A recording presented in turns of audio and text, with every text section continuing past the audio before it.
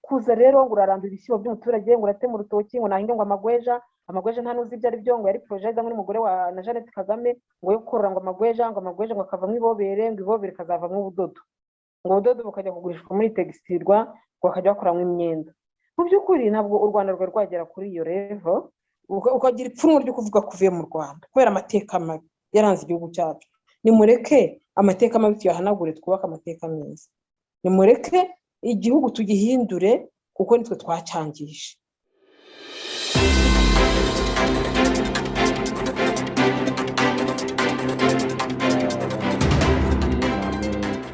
za Bonheur TV twongeye kubasuhuza kandi tubifuriza amahoro y'Imana. Turabasuhuza aho muri hose mu gihugu cy'u Rwanda, turabasuhuza kandi naho muri mu bihugu byo hanze hose, turabasuhuza tubifuriza amahoro ya Nyagasani. Turasuhuza kandi abavandimwe bacu b'i Burundi barumva ururimi rw'Ikinyarwanda ndetse nabo mu burasirazuba bwa Kongo. Ntabwo twibagiwe rero abandi bose badukurikira impande zose ku isi. Uyu munsi tuje mu biganiro byacu bisanzwe kandi tukaba tubazaniye umushyitsi wacu w'imena cyane twishimiye.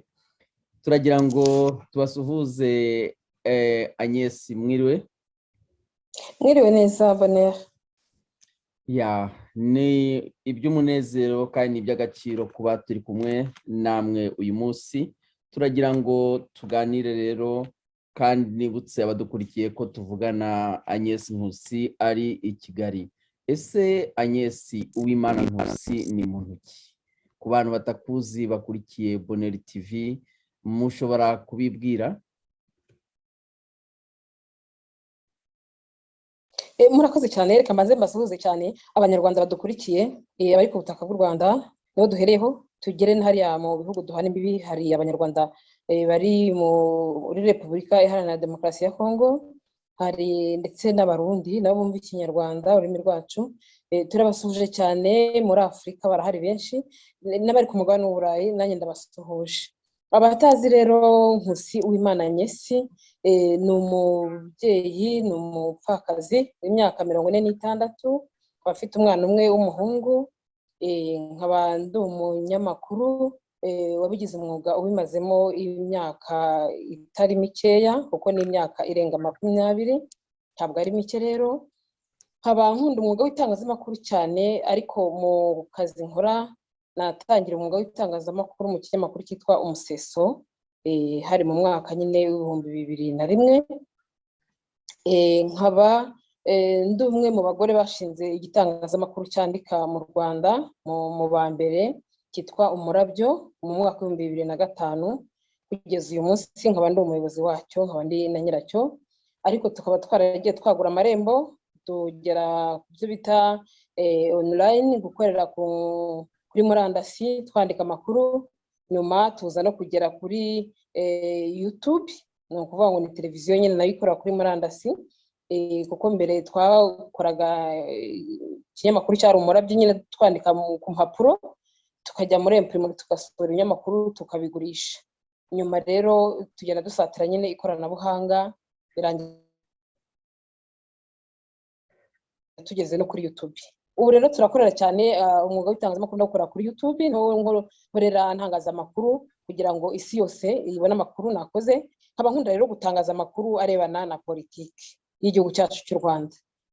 Naho ngaho banzi ku Murabyo TV no kuri channel yitwa Nkusi Uwimana Agnes, ndetse no kuri channel yitwa Umurabyo English.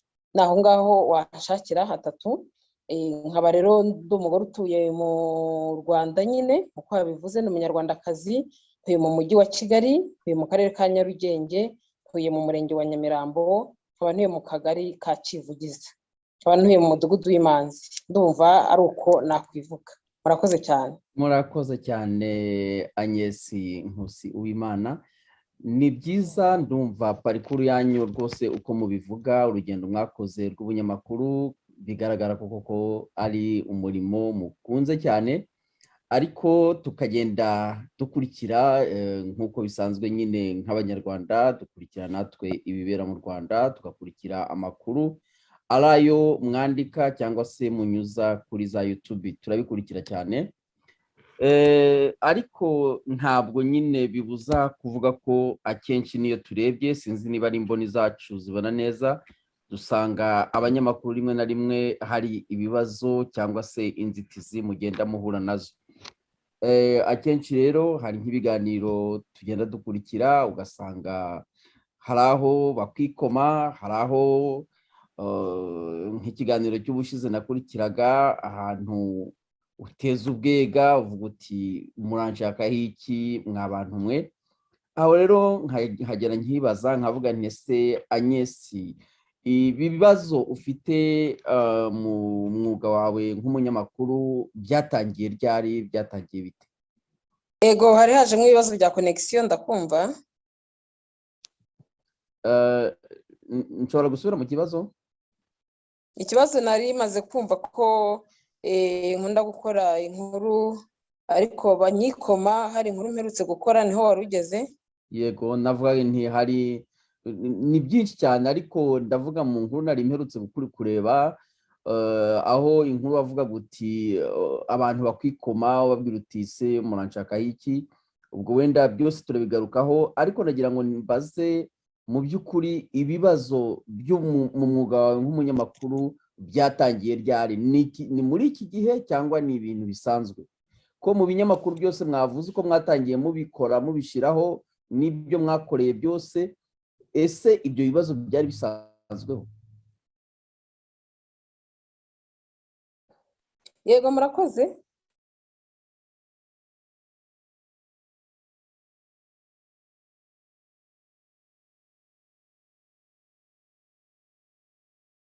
Ndabumva, mbateze amatwi.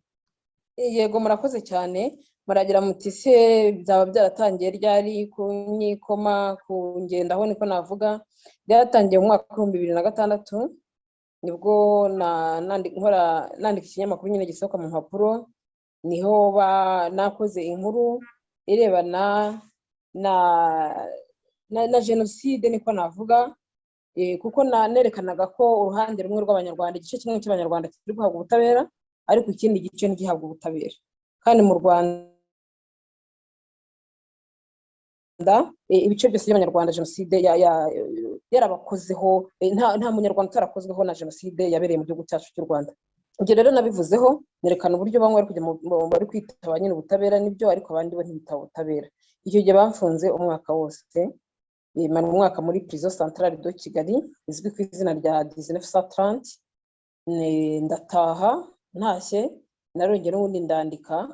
Nyuma y'imyaka 2 nanone nanditse ku mpinduramatwara mu buhinzi yari iri gushyirwa mu bikorwa mu buryo buhutiyeho, mu buryo butabanje kwigishwa umuturage. Bari gushaka gukangurira abaturage guhinga igihingwa kimwe. Byari byiza, ariko bakabikora batabanje gukora icyo twakwita nka essayage, kubanza kugeragezwa ngo barebe ko bizakunda. Bakaza bategeka umuturage kurandura, gutema urutoki, kurandura imyaka, bakabategeka guhinga igihingwa kimwe muri buri gace.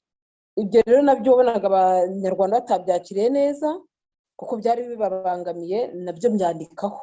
Muri kwa kubyandikaho rero nibwo bavuze yuko ndi kwangisha abaturage ubutegetsi buriho. Nabyo barabindega, ndabifungirwa imyaka 5. Namaze rero imyaka 5 nyine muri 1930. Impamvu mvuga ko ari byo byampamye nk'icyaha, ibindi bandegaga bigendanye no kuvuga ko napfobeje jenoside cyangwa se nakurira amacakuri mu banyarwanda, byo narabiburanye mbibaho umwere. Sinzi rero niba ari ngombwa ko tuza kubigarukaho. Noneho maze gufungwa imyaka 5 muri 1930 toujours, naje gutaha n'ubundi nsubira mu mwuga. Nafunzwe mu mwaka wa 2010, mfungurwa mu mwaka wa 2014. Ubwa mbere nafunzwe mu mwaka wa 2006, mfungurwa mu mwaka wa 2007.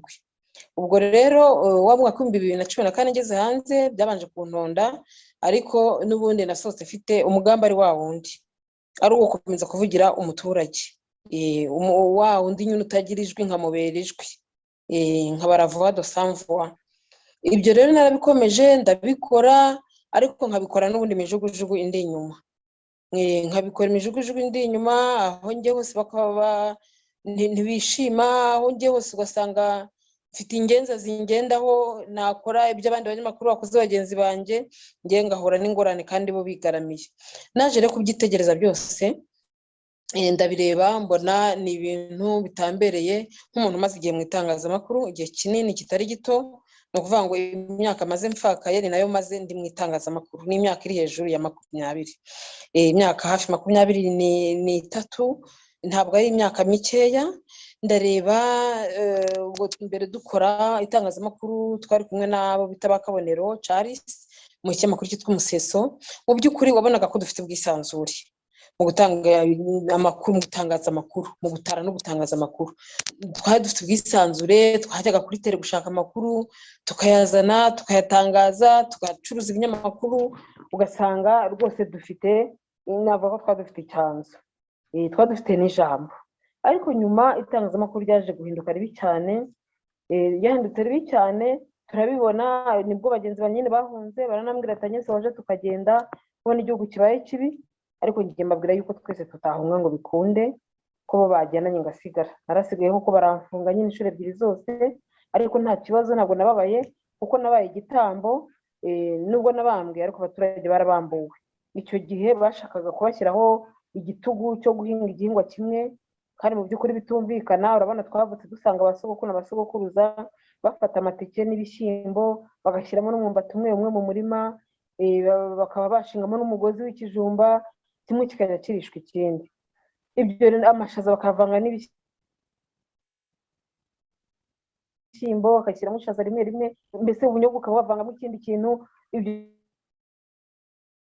byose ni umuco w'Abanyarwanda.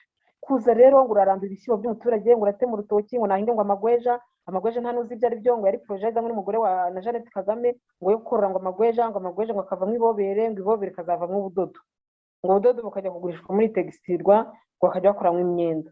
Mu by'ukuri ntabwo u Rwanda rwari rwagera kuri iyo level, kuri urwo rwego k'umuturage ubwe n'ibyo bishyimbo ahinga ntabwo bimuhaza, n'ubundi usanga inzara ari yose. Ntabwo rero wabuza umuturage guhinga uko amenyereye guhinga, bya bindi bimutunga, igishyimbo kizarishwa ikijumba, igishyimbo kizasoromwaho umushogoro, wamushobora akawurisha ikirayi yacukuye mu murima, ntabwo byari gukunda. Nibwo rero njya kwandika, nari nabanje kujya iwacu Cyangugu, usanga babahingishije ibijumba byonyine. Ibijumba birera babura aho babigurisha, bakajya babisarurira ingurube. Ndibuka ko mama we nta ngurube yari yoroye, ntabwo akunda, hari abantu badakunda korora ingurube. Yaravuze ati yewe isoko ry'iwacu kuva aho nari ntuye, aho tuvuka kahoze ari komine Gafunzo, ubu ni akarere ka Nyamasheke. Kuva iwacu mu rugo hitwa mu murenge witwaga aho twari dutuye, navuze ko ari Bunyangurube. Aho twajyaga mu isoko, tugira isoko rimwe ryitwa Bushenge, n'ubu niryo rihari, ni isoko rya Bushenge. Mama akava ko atakora urugendo rw'amasaha 5 atwaye igitebo cy'ibijumba, bari bumuha amafaranga 15. Bahitamo kubirekera mu murima biboreramo. Ibyo rero narabibonye, nari nagiye kubasura, nzamukana uwo mujinya. Ngeze mu karere ka Muhanga nibwo naho navuyemo ngiye gusuhuza umuntu umwe wari uhari w'inshuti yanjye witwaga Dr. Nikeka Theoneste. Ngituruka ntaragera iwe nenda kuhasatira, mbona umubyeyi w'umucikacumu w'incike ndetse biciye abana bose, bari gutema urutoki rwe ahagazemo, ari kurwana nabo bitaga ruko defense ba kera, ariko babwira ati nimubanze mu nteme mbere yuko muntemera urutoki. Timwantemeye abana barashira, muntemera umugabo, none n'urutoki nari nsigaranye arirwo rumpoza amarira, arirwo ntemberamo nkumva nkibuka abanjye, ni naho n'abanjye bashyinguye, mureke kuntemera urutoki. Icyo gihe zari insina nziza cyane, zari ibitoki byiza, barazitemye bazishyira hasi zose bashaka ko hazahingwa ngo igihingwa kimwe. Narazamutse uwo mujinya ukomeza kuba mwinshi, nibwo nanditse inkuru babaye cyane ngira ngo mvugire umuturage. Kuba rero baramfunze, namara gufungwa nagerayo byose bigahagarara, iyo politike mbi y'impinduramatwara mu buhinzi igakurwaho igahagarikwa, umuturage umunsi akaba yishimye, nanjye ubu ndishimye nubwo nafunzwe. Ndibuka ko n'umuminisitiri wari uri icyo gihe witwaga Dafroza Gahakwa bahise bamukuraho kubera icyo kintu. Ubwo rero numva ko ntabwo nahombye kuba narafunzwe, umuturage yarishimye, narungutse kuko n'ubundi n'umuturage mvugira, ni nawe nemeye kwitangira mu gihe cyose byaba ngombwa. Hanyuma rero ubwo baramfunze nyine ndafungurwa, mfunguwe n'ubundi umugambi ukomeza kuba wa wundi, nkomeza kwandika muri kwa kwandika rero n'ubundi bagakomeza nyine kungendaho. Ubwo hakaba hari inzego zitureberera. Mbere twari tuzifite n'ubundi twari dufite inama nkuru y'itangazamakuru, ariko ntabwo bakomezaga ubuzima. Bari abantu nyine bubaha umunyamakuru, tukagira ubwisanzure, tukagira ijambo, umunyamakuru akubahwa aho akandagiye hose bakamutinya. Ariko nyuma haje kuza minisitiri witwa Mushikiwabo Louise, ahageze niyo yabaye nk'utanze abanyamakuru, abashyira mu maboko y'abagambanyi, ayashyira mu maboko y'abagome. Ni ukuvuga ngo abanyamakuru amera nk'ubakuye ku ikarita y'u Rwanda. Itangazamakuru amera nk'aho atashaka no kuryumva mu matwi ye, kuko akiba minisita yaravuze ati umunyamakuru ni umuntu ufatwa nk'umuhanuzi, icyo avuze kiba kigomba kuzabaho. Kuko ndibuka ko muri icyo gihe nanditse inkuru nyinshi nerekana aba bajenerali bose uburyo bazagenda, Perezida Kagame agasigara n'abajenerali. Ndumva hari nari navuzemo nka 2, kandi kugeza ubu uko nagiye mbivuga niko bagiye banagenda bakurikiranye. Kuva muri uwo mwaka wa 2010 mbyandika, niko byagiye bigenda.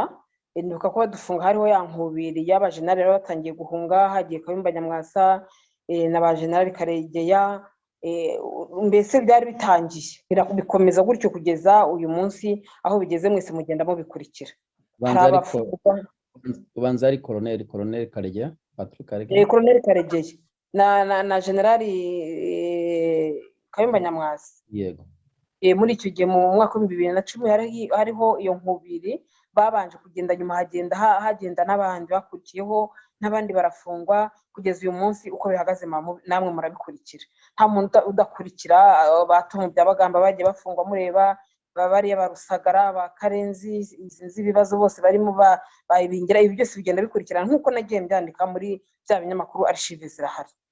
Noneho nyuma nibwo Louise Mushikiwabo yatangiye kwikoma itangazamakuru cyane, araryikoma, atangira kugirana ibibazo n'umuseso, kugeza ubwo nyine yaje guhumeka ariko umuseso bawufunze. Bamaze gukatira abanyamakuru b'umuseso baburanishije badahari, barabakatira. Icyo gihe nibwo Louise Mushikiwabo yakoresheje inama, avuga ko noneho ngo abanyarwanda bahumetse, ngo barahumetse kuko umuseso bawufunze. Honari Rugambagiye yarakoreraga ikinyamakuru cyitwa Umuco, yari yasigaye agifashe mu biganza bye kuko nyiracyo witwa Bonaventure Bizumuremyi nawe yaramaze guhunga. Yagiye imbere ya ba Kabonero, yaramaze guhunga nawe. Yari yakoze inkuru ivuga ngo abatutsi basangira amaraso ntibasangira amata. Icyo gihe baramuhize cyane, nawe biba ngombwa kuyigendera. Ubwo rero ibyo birakomeza, nkomeza kuhanyanyaza, ariko nkabona n'ubundi za nzego zaturebereraga mbere zimaze gucika intege, kuko minisitiri nawe yaramaze gufata itangazamakuru ry'u Rwanda nk'iritariho, amaze kumera nk'urihanagura ku ikarita y'u Rwanda.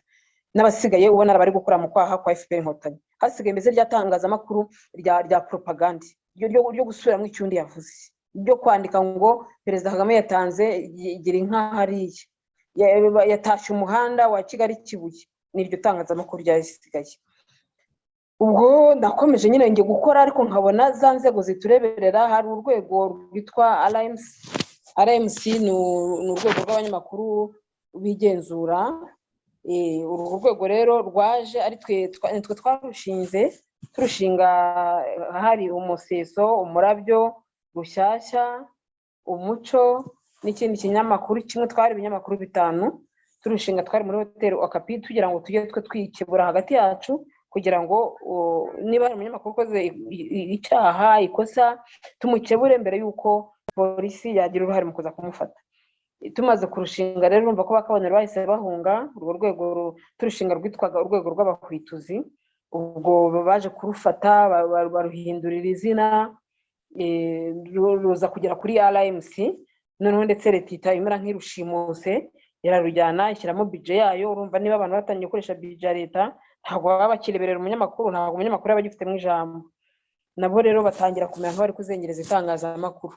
Ugasanga nk'umunyamabanga nshingwabikorwa warwo witwa Mugisha Emmanuel ameze nk'uhagarariye CID muri urwo rwego. CID cyari kibaho ni RIB, ubona ameze nk'uhagarariye RIB muri urwo rwego.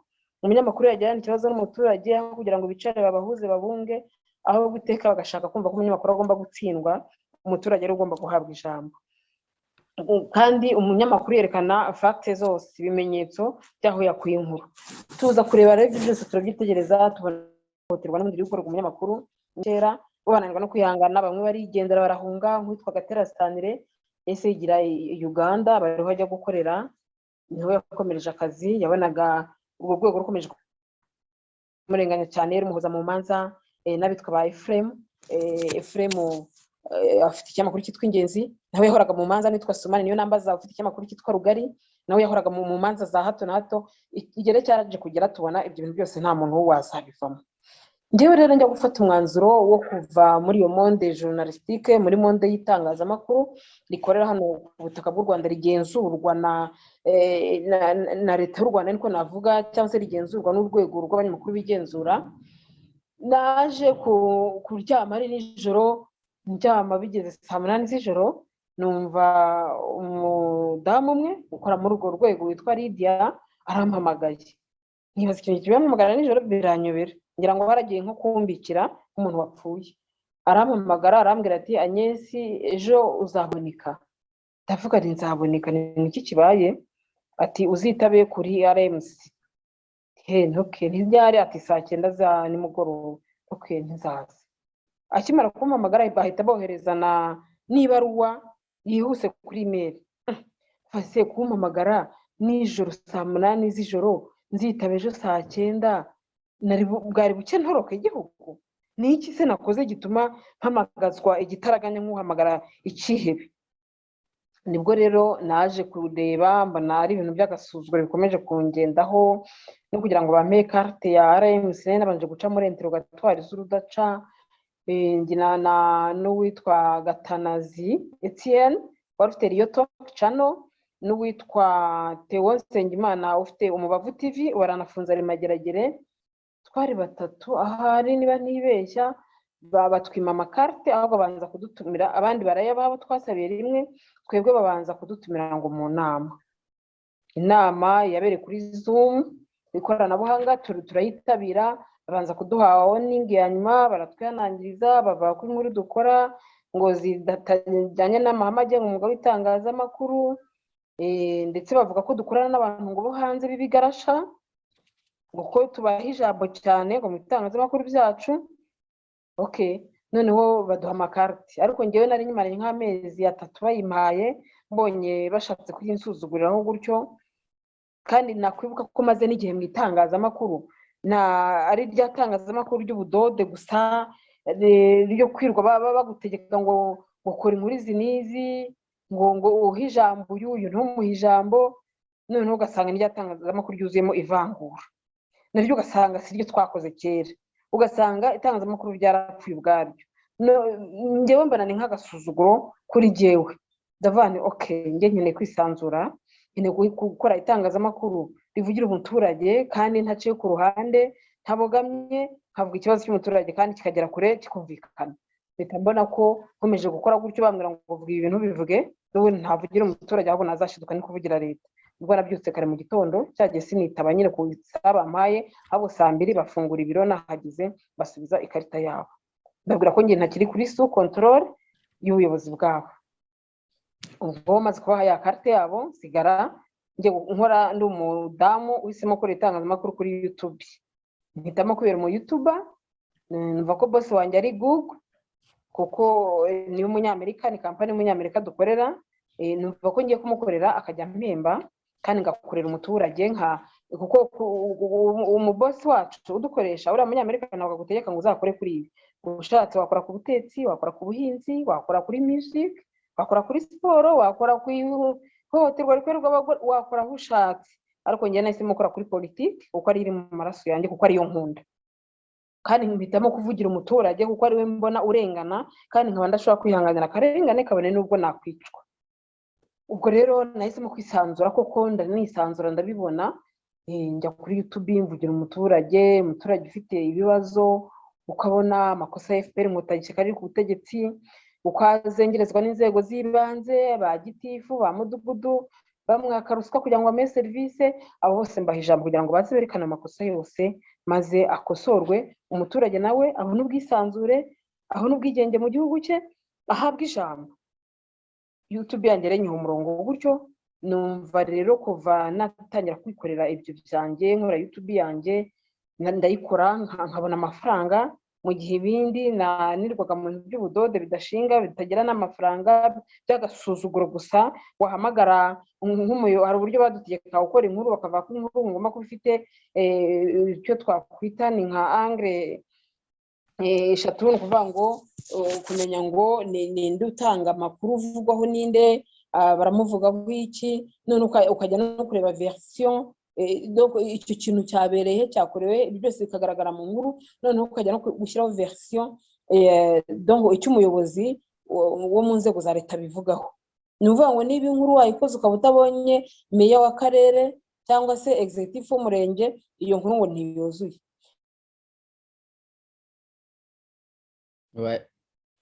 Wahamagara meya akakubwira ati ndi mu nama nimugoroba, ati sintanga amakuru nimugoroba, atuzamuhamagara ejo aho kumuhamagara ati ndi mu nama, ugahora muri ibyo inkuru ikamara iminsi 5 ukabaye umuranzi, ntikiri inkuru yashaje, abandi bakaba gutanza inkuru kuyigeza ku isoko. Ubwo rero nza kureba ibyo byose ndabireba navandi uko ngusuka kuvugira umuturage, mu gihe noneho inkuru ikimara kuba ukavugira umuturage ari kurengana ako kanya, inkuru nyine ni ako kanya aratabara. Niba umuturage afite mituweli ari mu cyiciro cya mbere bamwimye umuti, ukabona ari gusambira ku bitaro banze kumuvura, iyo umukoreye uvugiza ako kanya, iyo nkuru igahita igenda ikagera kubo bireba, bahita bamutabara bakamuvura, niba yari gupfa ntapfe. None se uzajya gutegereza igihe uzabonera meya nyuma y'icyumweru umuturage baramushyinguye, iyo uzabikira inkuru? Ubwo rero nahisemo gukora itangazamakuru ryihuse kandi rivugira umuturage kandi riha ijambo buri muturage uwo ari we wese. Ubwo kuko irindi nabonaga riri kuzamo ibintu by'agasuzuguro, ibintu by'ivangura, ibintu utapfa kumenya. Noneho n'uwo muyobozi ugomba kuguha interview akabubwa kubaza ngo se ngukore ikihe kinyamakuru, ati nkorera ikinyamakuru cyitwa Umurabyo. Ngo Umurabyo ni igiki? Ngo Umurabyo ni icyaro. Ngo twebwe ngo tuvugana ngo n'ibinyamakuru 3, ngo tuvugana n'Igihe, ngo tukavugana Kigali Today, ngo tukavugana RBA, ngo tukavugana na New Times. Mama, ibinyamakuru bibiri ngo nibyo bya leta, ngo nibyo ngo babemereye kujya bahijama. Noneho twagera ku bijyanye no gutanga amasoko, bati ibyo binyamakuru bya leta nibyo bihabwa amasoko gusa. Twagera no kuri babandi baduha amasoko bikorera ku giti cyabo bafite inganda, akakubwira atanye rwose si inkwanga mwana wanjye, uzi ko najyaga nguha isoko nawe ukibonera agafaranga ko kugura amavuta yo kwisiga, atari ku bungubu baratubujije. Twajya mu nama ya FPR yagutse, bavuga ko biriya binyamakuru byigenga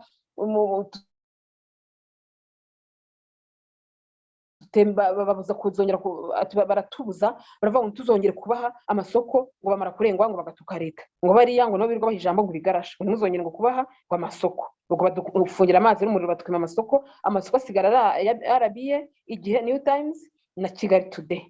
None ubwo twibaze ubwo twe turi gukorera iki? Uzakora itangazamakuru ritaguha amafaranga, uzabaho uzishyura inzu ute? Abana bawe baziga gute? Niba utunze umugore, niba utunze umugabo, urwo rugo ruzatera imbere gute? None ugasanga ni ibintu biri aho byabaringa bitagira amafaranga.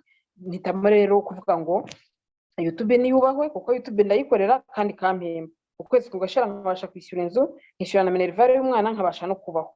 Ubwo rero ugasanga kandi YouTube nayo ikaba ifite amategeko ugomba kugenderaho, kuko hari ayo wica bagahita bagufungira. Iyo ubashije rero kubahiriza aya mategeko yose, hanyuma ukanamenya yuko amagambo uvuga naza mu icyaha RIB nayo igomba kugufata ikagufunga, ibyo byose urabyitondera. Njye mfite n'umwavoka ureba mu nkuru zanjye mbere yuko zisohoka. Ibyo byose rero urabyitondera ukabikora neza, bigatanga umusaruro kandi ari we bikagutunga, n'umuturage nawe agahabwa ijambo, nawe ukaba umukorera ubuvugizi. Kuko njye mfite inkuru nyinshi cyane nagiye nkora z'ubuvugizi, mvugira abaturage bafite ibibazo, nyuma rwose bakajya bagaruka, nkajya gukora feedback, bakaza gutanga feedback, najya gukora follow up, bakaza bagatanga feedback, bakerekana uburyo rwose ikibazo cyabo cyaje kumva, bakabarenganura. Hari nk'umudamu umwe bari bagonze umukwe we, bamugongeye ku murindi, yari atwaye akagare, bakava ku igare ryo ryagonze ikamyo, kandi abaturage bari aho bose barabemezaga ko ari ikamyo yitwa Scania yagonze iryo gare. Umunyegare wagenda ku igare rya siporo agahita apfa. Icyo gihe umupolisi yari yamusabye ruswa y'ibihumbi 200 kugira ngo ngo amukorere dosiye neza, arambwira ati nayikora rero umubyeyi aza kundeba yari yambaye umupira utobotse ucitse ku ibere, inzara zose zuzuyemo ibyondo n'umuhinzi wari uturutse mu ntara y'amajyepfo. Ibyo 200 ntiyashoboraga no kuba yabibona kuko no kugabura abana ntabishoboye, ariko atinyuka ku mwaka ruswa y'ibihumbi 200. Urumva ni ikintu gikomeye ku muturage. Iyo ruswa yibuze nibwo umupolisi yafashe dosiye arayangiza, ajya kwifatira ruswa wa wundi wamugonze. Ariko nyuma amaze gukora inkuru ku Murabyo TV bahise bamuhamagara kuri polisi, no bamwihamagariye ubwabo muri traffic, bamuha abandi bapolisi bashya bajya kumukora dosiye bundi bushyashya. Nanjye nari ndiyo nk'umunyamakuru nanjye ngikora tere, baragenda babaza abaturage bwabo buhamya babushingiraho, none bamukora dosiye nshyashya arayijyana. Ubu yahawe n'amafaranga ye, mu assurance yaramwishyuye, mu gihe bari bamutesheje ubuzima bw'umubyeyi yasize, uwo mugabo bagonze n'abana yasize. Urumva ko no mupolisi baramwirukanye, gwamwirukanye igihe gito barongera bamugarura mu kazi, ariko kame yari yamuvuza amazina, berekana yuko polisi nayo kugira ngo ifashe umuturage kubaho ahubwo iramusonga. N'abandi benshi, ntabwo ari we wenyine, hari n'abandi nabo bagiye baza bakavuga ibibazo byabo, bamara kubivuga bakarenganurwa. Ugasanga rero nuvuga ngo YouTube ni itangazamakuru ribanguka ryihuta, ngira ngo twagiye turikoresha kenshi. Hari aho bagiye bahohotera abadamu Nyabugogo bakabambika ubusa, zirangira gutabara abo bita ngo abanyerondo, babambura ibyabo bakabambika ubusa, bari kubatera bajugunya mu modoka za Pandaga ngo bajye kubafungiraho tutazi babajyana. Icyo gihe nabyo twarabyamaganye dukoresheje YouTube, imbuga nkoranyambaga, nabyo biba amateka. Ubu nta mubyeyi bacambika ubusa muri Nyabugogo. Ibyo byose rero ni ibyerekana ko itangazamakuru dukose ni itangazamakuru ritari ry'umuntu runaka, ritari mu ivangura, ritari mu agatsiko runaka, ni itangazamakuru rya rubanda, ni itangazamakuru buri muntu wese yisangamo. Ndumva ari uko nabivuga, kandi n'ibyo byo kuvuga ngo bangendagaho nkiri muri iryo tangazamakuru riri sous contrôle ya Rwanda Media Commission, ya rwa rwego nyine rw'itangazamakuru rwigenzura. Ubu nta muntu ushobora kungendaho kuko ntaho nahurira nawe, ntacyo yambaza. Ibyo nkora control na YouTube, nkongera nkakorwa monitoring na RIB. Kugeza ubu rero kuva natanya kubikora, RIB ntirigera impamagara, ntirampa convocation. Igihe cyose bayimpera nayitaba, n'igihe cyose bampamagara kuri telefone nakwitaba. Ariko baba nanone bahamagara umuntu utabaze ntabwo bapfa kubitaba, ariko kuri RIB koko bampamagayeho nakwitaba, cyane ko maze ko ngiye nta n'ikintu nishinje. Uyu munsi rero kuvuga ngo ndikoma abantu, wenda kuri YouTube hari igihe nkora video nkabivuga, abangendaho ntekereza ko atari leta, ntekereza ko hari ababa babyitumye, bari Tom Ndahiro, abitwa ngo ba The Future, ni platform bashyizeho y'ama YouTube yandi ngo ashinzwe kuduca intege, ni nko kuduserereza, kudushinja genocide, ngo ingengabitekerezo yayo, ngo kuyipfobya. Njye nkanababwira nti ko genocide yabaye impari ndi mukuru niga segonderi mu mwaka wa 3, kuki banshinja gupfobya genocide? Ahubwo bashatse ahantu bafarisifa ibimenyetso bakanshinja ko nayikoze, kandi ibyo byaborohera kugira ngo bamfate. Ko kuyipfobya byo sinshobora gupfobya genocide, kuko genocide cyangwa se ngo uvuge ngo nahembera ingengabitekerezo yayo, kuko genocide ngewe yabaye impari, kandi genocide yadukozeho. Cyetse n'abashaka byose tuza kubivugira kuri YouTube tukavuga uko genocide nibyo byose. Niba abantu bacu batarishwe muri genocide iri kuba nyuma ya genocide, izo ni ingaruka za genocide. Uko genocide itaza kubaho, n'abapfuye nyuma yaho nabo barapfuye, uburyo baba barapfuye mu rwego bwose, ariko barapfuye. Abo bose rero byose tubibara ko ari ingaruka za genocide.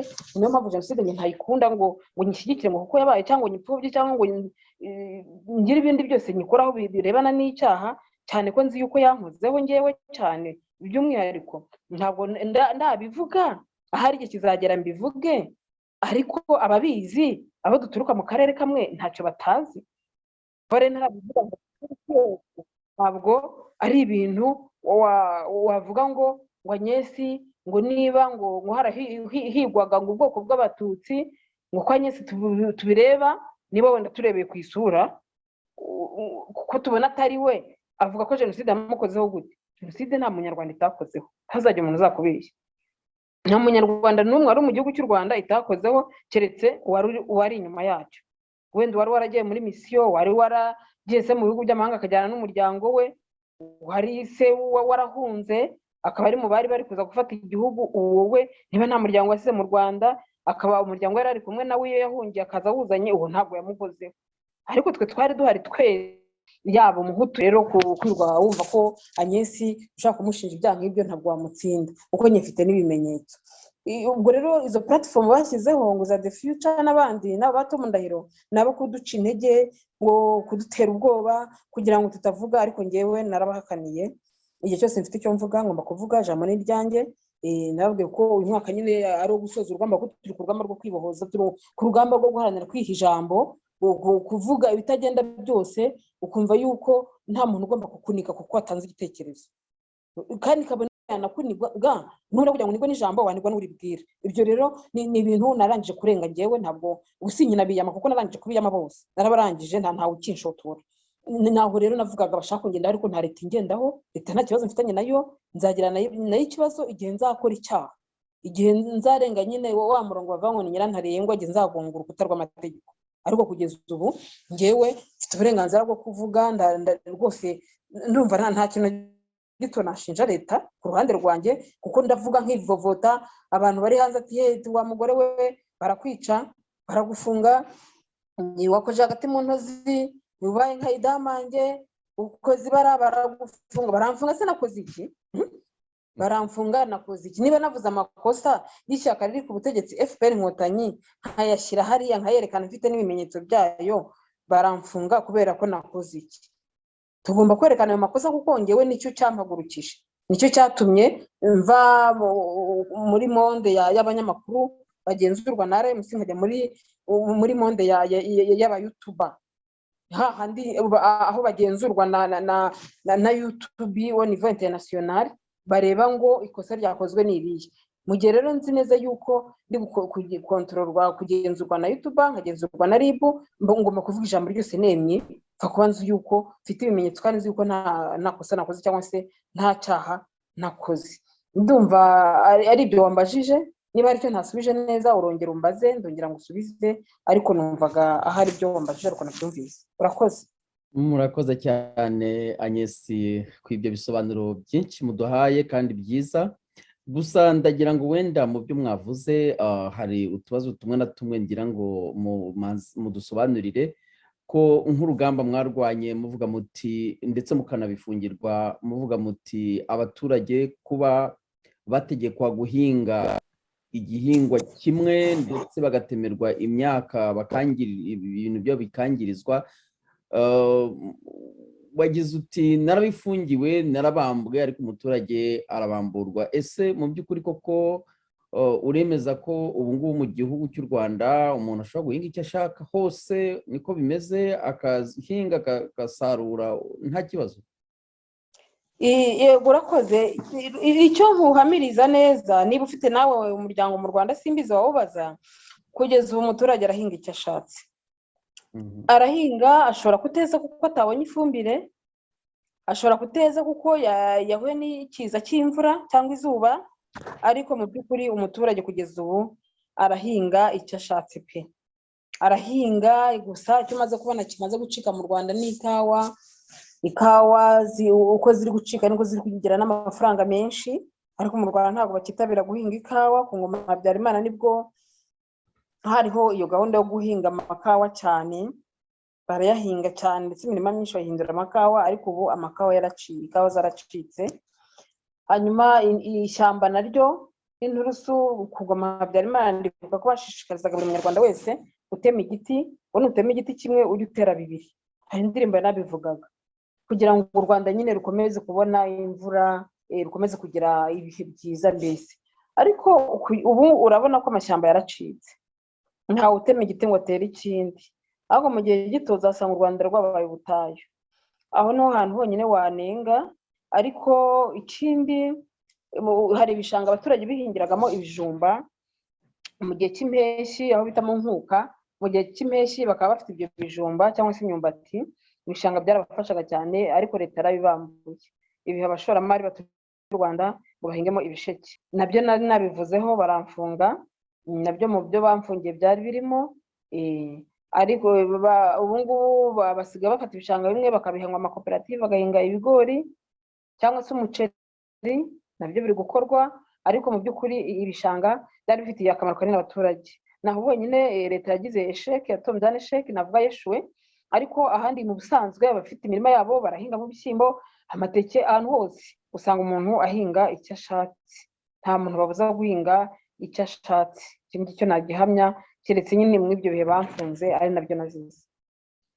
Murakoze cyane. Ibi umuntu aba bivuga kugira ngo wa mugani nk'abatekereza ko ibintu byose bitagenda, niba hari ibikosoka abanyarwanda baba bakwiye kubimenya kandi ni ngombwa. Mu kanya rero wavuze uti igihe hari umuseso warafunzwe, ariko muri icyo gihe umuseso wanafungwaga hari uwahoze ari Minisitiri Louise Mushikiwabo wavuze ati ubu turaruhutse. None muri kino gihe tubonye inkundura n'ubundi y'ukuntu abantu bavuga ko bavugira abaturage, barimo abanyamakuru nka Theoneste w'Umubavu, nka Cyuma Hassan Dieudonné, nka Rashidi ndetse na Karasira, yewe na Idamange, abo bose bafunzwe nk'aho ari mu gihe kimwe cyangwa se igihe gikurikiranye. None byaba ari byo byongeye kubaho, kongera kubacecekesha ngo bahumeke, cyangwa se wenda ni amakosa asanzwe buri muntu yaba yarazize, wenda nubwo tutashaka kwinjira mu madosiye yabo ku giti cyabo? Urakoze cyane. Ubundi mbere bajya gufunga umuseso, Louise Mushikiwabo yavugaga ko biriya binyamakuru bishyushya imitwe y'abaturage. Yavuga ko batangaza inkuru zishyushya imitwe y'abaturage, ari nayo mpamvu babifunze nyine bakumva ko bahumetse, bakavuga ngo ubu niba abanyarwanda barahumetse, kuko batangazaga amakuru ashyushye kandi abaturage niyo baba bakeneye.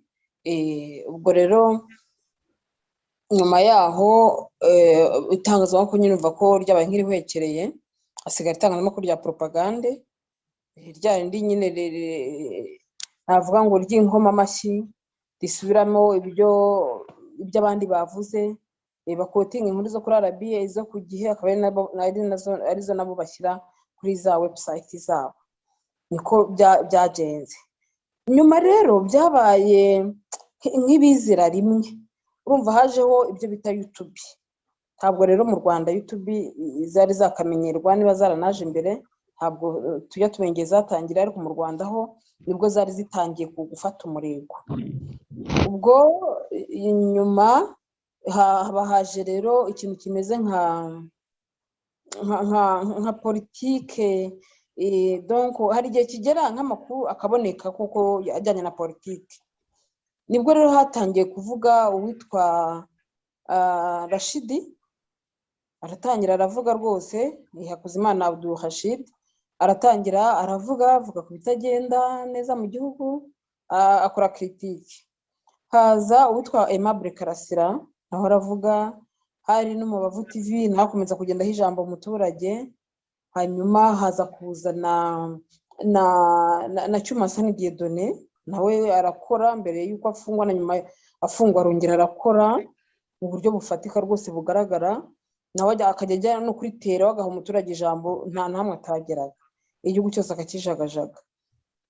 Noneho babona ko ubundi na mbere hose umuturage yararenganaga, ariko amakosa ubuyobozi bwo mu nzego z'ibanze bukorera umuturage agatwikirwa kuko ntawe wayashyiraga ahabona, nta muntu wayagaragazaga. Babonye rero abanyamakuru batangiye kugenda babegera, nibwo abaturage batinyutse bakajya batanga amakuru rero atangiye gutangwa, abayobozi bo mu nzego z'ibanze babona yuko itangazamakuru ribambitse ubusa. Babonye ko itangazamakuru ribambitse ubusa, batangira gushakisha ikintu cyose cyatuma banigana none rya tangazamakuru rihagurukanye izo mbaraga zingana gutyo. Ubwo rero Kayumba nawe bashatse ibyaha bamugireko kugira ngo babone ko bamufunga nyine, cyane ko babonaga ari gushinga ishyaka mu matariki yegereza imyaka yo kwiyamamaza, kwamamaza abadepite no kwamamaza ndetse perezida wa Repubulika y'u Rwanda, bakumva ko naramuka yiyamamaje nk'umukandida wenda uturuka mu ishyaka runaka, urabizi yuko batinya cyane ikintu cyo guhangana. Nabonye FPR itinya competition cyane, irabitinya pe. Ubwo rero nawe bakoresha ko bashobora kuryo bamufunga umunwa, nta kundi kwa kumufata kumushyira muri gereza mu kabati, nako abacicikiye hariya bamushakira ibyaha, bashaka ngo kera ngo yigisha muri universite ngo sinzi ngo iki, barabifata barabiterateranya bikora mu icyaha. Uko ngo gushungura nyine nta kubura nk'inkumbi cyane umuntu anagufiteho ijambo nta burana n'umuhamba, birangira nyine bamushyize amageragere araceceka. Ubwo imigabo n'imigambi yari afite yose nyine birangiriye aho. Hanyuma rero ubwo abo bose twavugaga bashyirwa muri gereza, hari n'uwitwa Etienne Gatanazi nawe ufite Rio Talk Channel, nawe yageragezaga gukora deba kuri politiki, ariko atangiye kubona ko bijemo amahane cyane ko yari afite na mukuru we w'inyenyeri nyinshi ku ntugu y'ibirokoroko. Ubwo ni umusirikare ukomeye ngira ngo arabyumva. We yaranamuhamagara yicaza na famiye, barambwira ati noneho uhitamo kugira ngo njyewe namburwe amapeti bankure mu kazi kubera wowe, cyangwa se uhitemo ibintu bireke kugira ngo ndokore. Etienne Gatanazi yashyize ku munzani asanga yarokora mwene nyina, arokora umuvandimwe we, gutyo we arabireka, amaboko arayamanika, itangazamakuru ararireka, we yaranagiye yibereye mu Budage, niho yahungiye niho yibereye. Ubwo niyo makuru mperutse ko yagiye yibereye mu Budage. Ni uvuga ngo abari basigaye bose urumva nabo bagiye batoragura umwe umwe, barabanje baratoragura babafunze. Uriya babanje Idamange nawe yarahagurutse ashaka ahaguruka nta nuza havuye mera nk'umuntu rwose mushya. Ukimanuka bumva avuze amagambo akomeye, biramuhamagarira amwihaniza, bumva ko wenda agiye kugabanya, nyuma none arongera avuga ndakomeye cyane kurushaho. Nibwo rero nawe bamufunze, niyo twavuga ko yabimburiye abandi. Amaze kugenda rero nibwo bagiye batoragura abandi bose uko bagenda bakurikirana, baba batoraguye Karasira, babajyanye Nsengimana wo mu Bavu Theo, babatwaye Rashidi, babatwaye Icyuma Hassan Dieudonné, nuko bose baragenda nyine babashyira amageragere. Ni ukuvuga ngo umuvuduko bari bafite mu bijyanye no gutangaza inkuru za politike wahise uhagarara, kuko nabyo babonaga biri kubashyushya ubwonko, babonaga biri kubashyushya mu mutwe, bakabona bari guha umuturage ijambo cyane, umuturage ari kubambika ubusa, ari kuvuga akababaro ke byose babishyize hanze, kugeza ubwo noneho n'abasirikari barapiye baberekanye bagiye gufata abagore ku ngufu aho bita muri Banyahe. Hariya bibimuye abaturage ngo batahaye ingurane, abaturage banga kuvamo baryama mu matongo, abasirikare bajya kubafata ku ngufu, abanyamakuru bajya bafata video barazerekana. Urumva ko itangazamakuru yarigeze ahantu hakomeye cyane, aho ryerekana n'umusirikari wagiye gukora icyaha nk'icyo kandi ari wahagombye kugikumira. N'ibindi aho abasirikare barasa abaturage ku manywa y'ihangu, aho Cyuma akaba yahageze, inkuru akayigaragaza. Ibyo byose ntabwo bishimisha leta. Byose nawe urabyumva ko ntawe wakwambika ubusa ngo nawe wishime kandi uri umutegetsi w'umuyobozi. Abagitifu tugari bari kwica abaturage, bamara kubica bakabicira mu tugari, bakabitiraga mu tugari, bakabanoza, bakahindura imirambo, bakajugunyamo, bakabafungiramo, bakazavamo ari imirambo bapfuye. Bahamagara imiryango yabo nizo twara umurambo ujya kuwushyingura, imiryango yabo nayo ikabanza gusigana ikanga ati ni mu mushyinguze rimwe mwamwishe. Ibyo byose itangazamakuru ryatangiye kubishyira hanze, urumva ko byari ibintu bikomeye cyane. Ibyo rero bakabona Aimable Karasira aratangiye gutinyuka kuvuga ko FPR yamwiciye umuryango we, abasirikari bo muri FPR aribo bamwiciye umuryango we, ariko atangiye kubivuga ku mugaragaro. Ibyo rero ntabwo bari kumuhana we umwanya wo kukomeza kubivuga. N'abandi nabo ba Rashidi nabo batangiye kuvuga ko habayeho nyuma kuvuga ko jenoside yakorewe Abatutsi nibyo, ariko ko hari n'abahutu bapfuye. Ibyo ni Rashidi nawe rutangiye kubivuga, akavuga ko batagomba kujya bibuka bamwe, bagomba kwibuka n'abandi ko nabo ari abantu, kuko babibuka Abatutsi nibuka Abahutu kandi bose barapfuye mu gihe kimwe, bakanapfana bazira bose ikintu kimwe, ko bakagombye bose kwibukwa. Nawe babamubitse hariya, nuko birakomeza nyine gutyo. Bashaka kwerekana yuko nta muntu nawe wakwishimira kwerekana ubwambure bwe. Ibyo byose ntabwo rero bashaka ko ari ibintu bijya ahagaragara.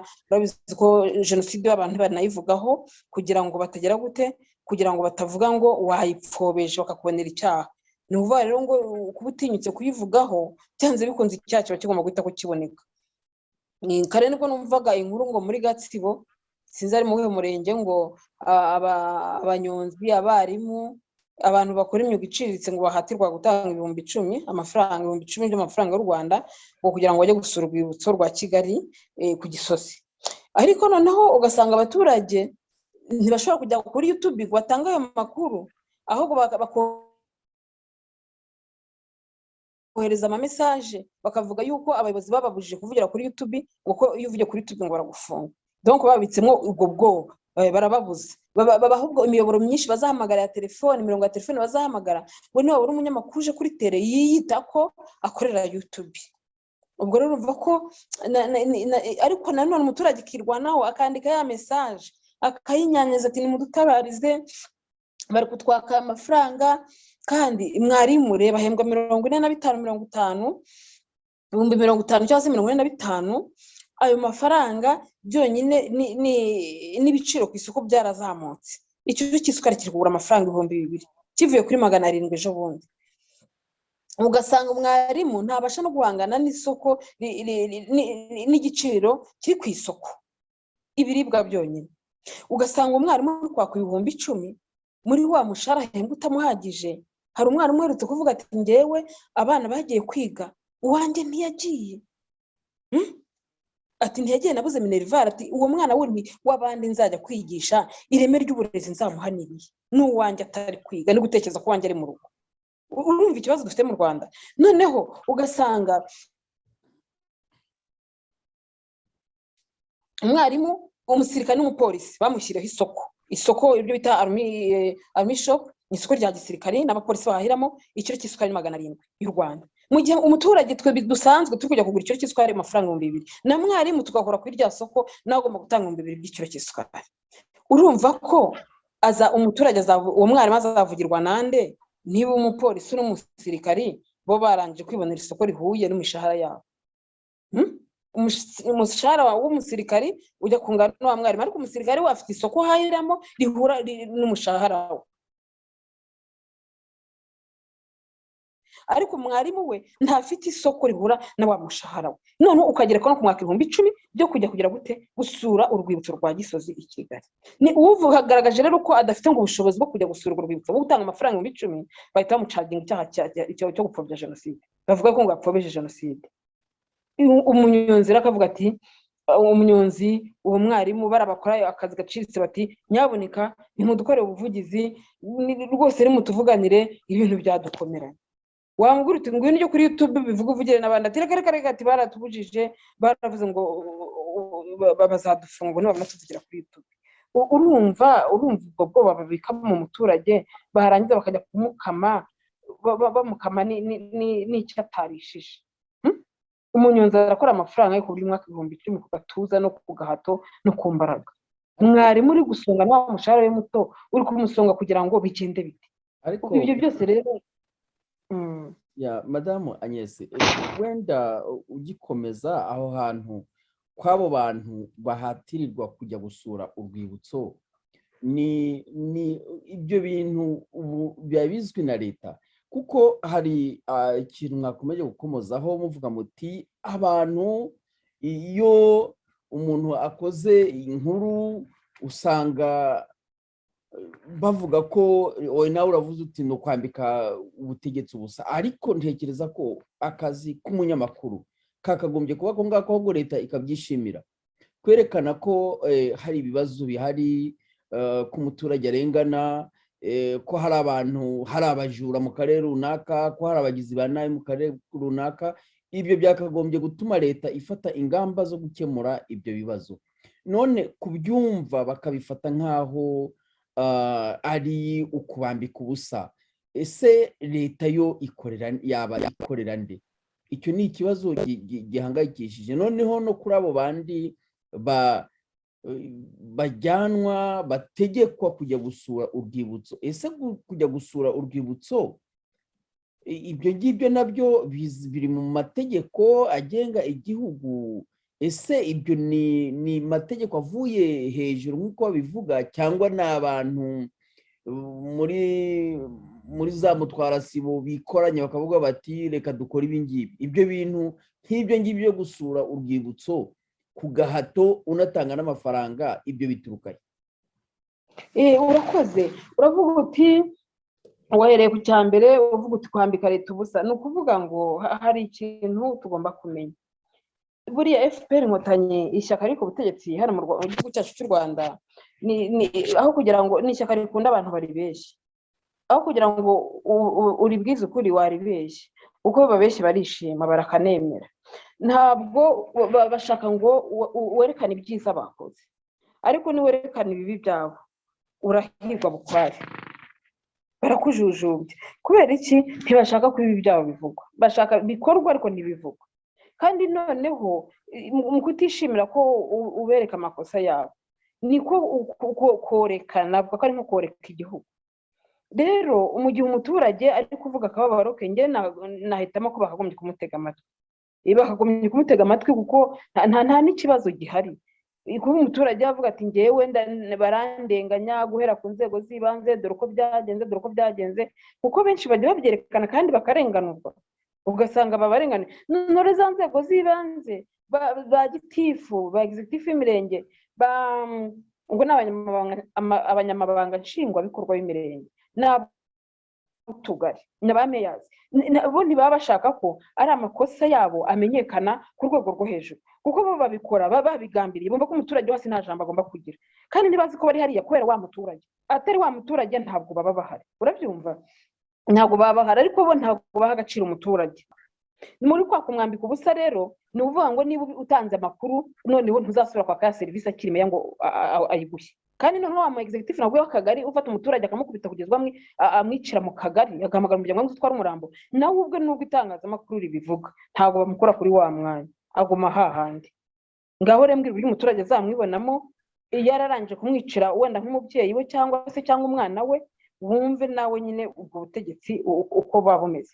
Ni ikibazo gikomeye. Umunyamakuru nawe ajya gukora ya nkuru wabivuze, nawe aratangira ahigwe bukware, ngo ntagombye kwerekana u Rwanda nabi mu bihugu by'amahanga, ngo ni ukurusebya, ngo bizajya muri za raporo za Human Rights Watch.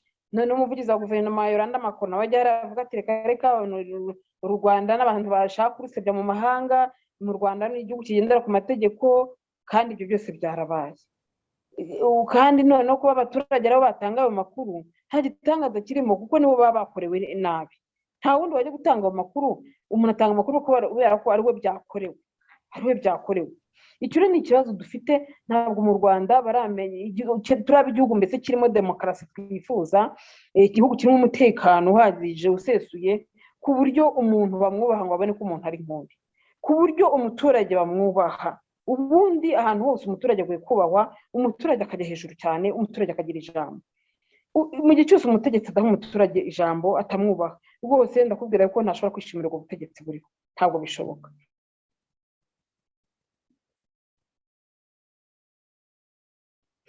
Mu Rwanda rero dukeneye abategetsi ariko kugeza ubu ntabwo dufite. Abategetsi dufite bose ni babandi bikwega n'amakositime bakorebera hariya akubaza ngo ni iki, ngo ni icyo ushaka, ngo uri hano ukora iki, ngo akakubwira ngo genda ngo uzajye kureba, ngo uzasubire ngo uzajye kureba mu mudugudu. Kandi ugeze kuri meya cyangwa se kwa gitifu wiyahura, aho handi waravuyeyo barakujujubije, barakurenganyije, baranze no kukwakira, ukavuga uti reka basinye insambire hariya, wagerayo ugasanga imisozi yose ni nyarusange.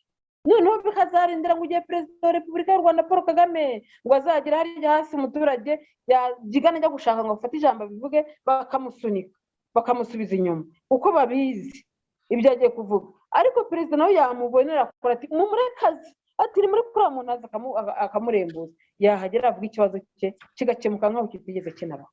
Ntukibaze se ibibazo byo mu Rwanda by'abaturage bizaba bikemuka ariko perezida wa Repubulika yahageze? None ubwo tumaze imyaka 2 atahagera kubera coronavirus, ko ntawe babona abaturage. Noneho ni ukuvuga yuko ubu noneho uwo babona babibwira ni babandi ngo ba YouTube. Noneho abayobozi n'abari kubabuza ngo ntimukavugane na YouTube, kandi YouTube noneho rero yakugomye kuba umuyoboro byibuze uzabitwara bikagera kuri wa muntu bikemura yibereye hejuru basi. Ibyo rero ni ibintu tukirwana nabyo n'urugamba, ntabwo tugomba nyine guhagarara. Hanyuma ikindi warumbajije na cyo kujya gusura urwibutso, uvuga uti se babikorera iki, baba babitumwe na leta yo hejuru? Ntawe bibatuma, bari abantu barabyituma. abari abantu barabyituma, impamvu mubwira ko aribo babyituma, aribo bituma gukora ziriya nshinga nta wazibashinze, baba bari gushakisha abantu. Donc ni nko gushaka umuntu, kuvuga ngo gushaka impamvu ku muntu ni ugushakisha abo basiga ibyaha. Donc ngo bari buvuga ngo amafaranga ni menshi, abari buvuga atari ku bundi kujya gusura urwibutso ni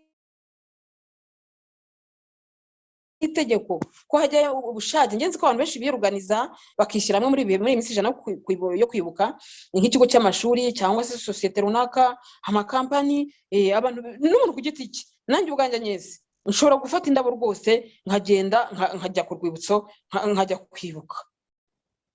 Si ngombwa ngo mbe mpafite n'umuntu, niyo naba nta muntu mfite yushyinguye, ngomba kugenda nkajya kwibuka ndi njyenyine, ntawe banga kugururira kuri gahunda yanjye. N'abarimu bakora gahunda bakishyira hamwe bati tuzagusura urwibutso rwa Ntarama, ugasanga nk'abarimu baturutse muri lycée Notre Dame du Citeaux cyangwa lycée de Kigali bakajya i Ntarama, kandi Ntarama ni hirya ni mu Bugesera.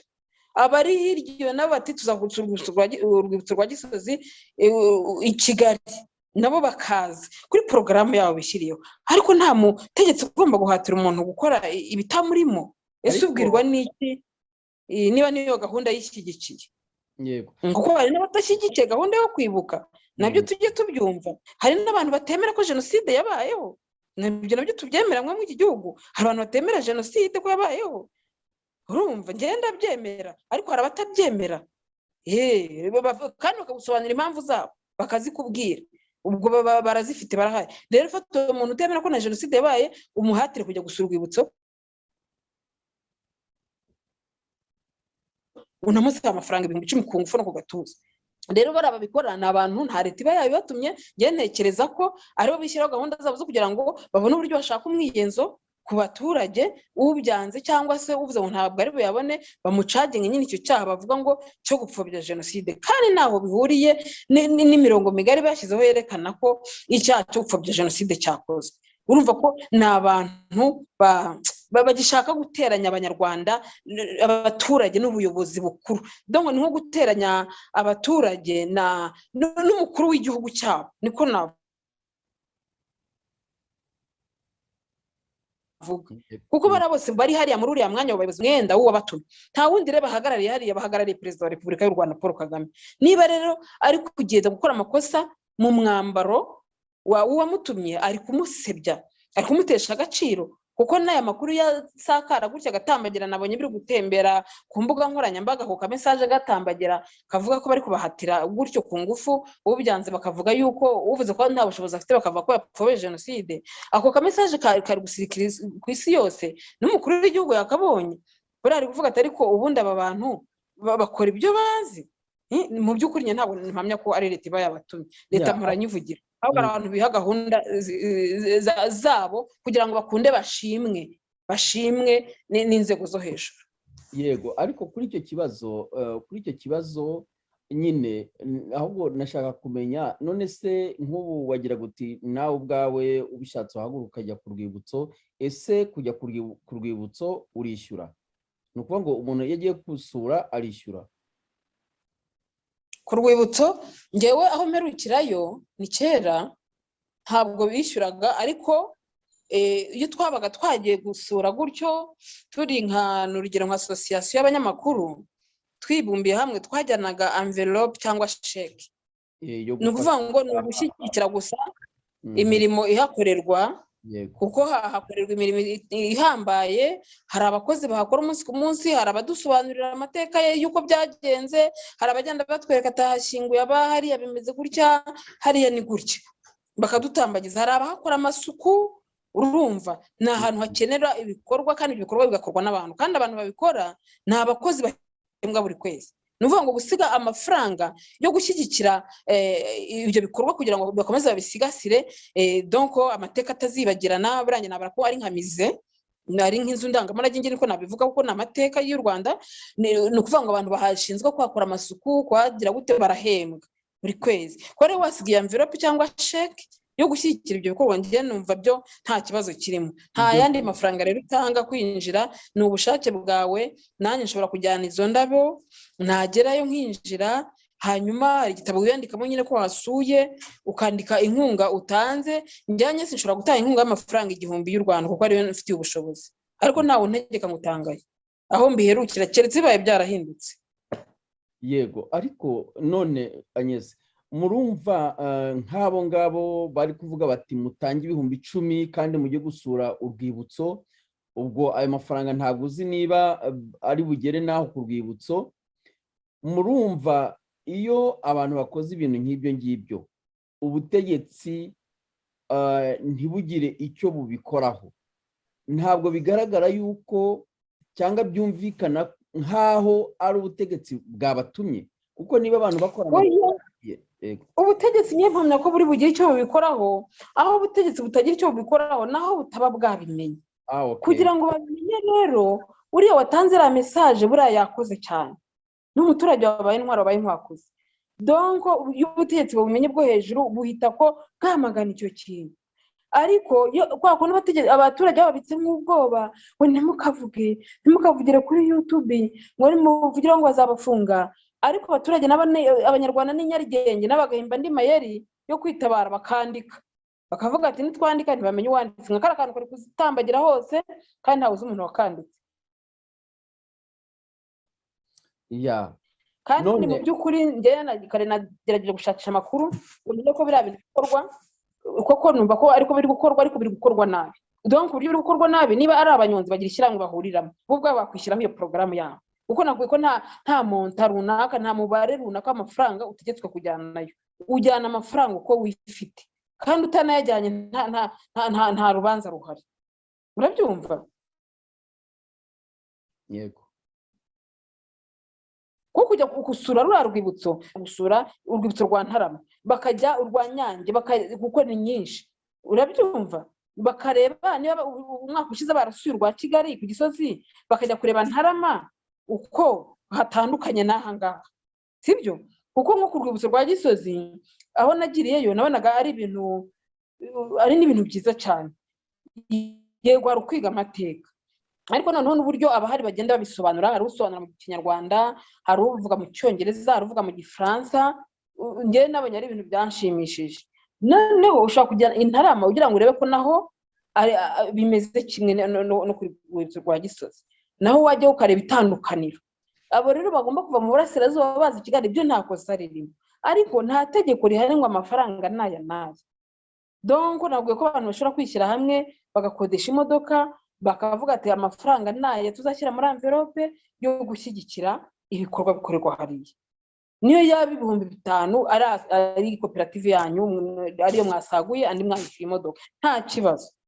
Urabyumva? Niyo mpamvu rero ubutegetsi cyose buzabumenyera buzabikosora, siko byagombye gukorwa. Abarimu bwabo bishyira hamwe, abanyonzi bakishyira hamwe, n'abandi n'ababaji bakishyira hamwe, ariko nta tegeko rihari ry'uko ubuyobozi bwo mu nzego z'ibanze bujya gushyira agatuza n'agahato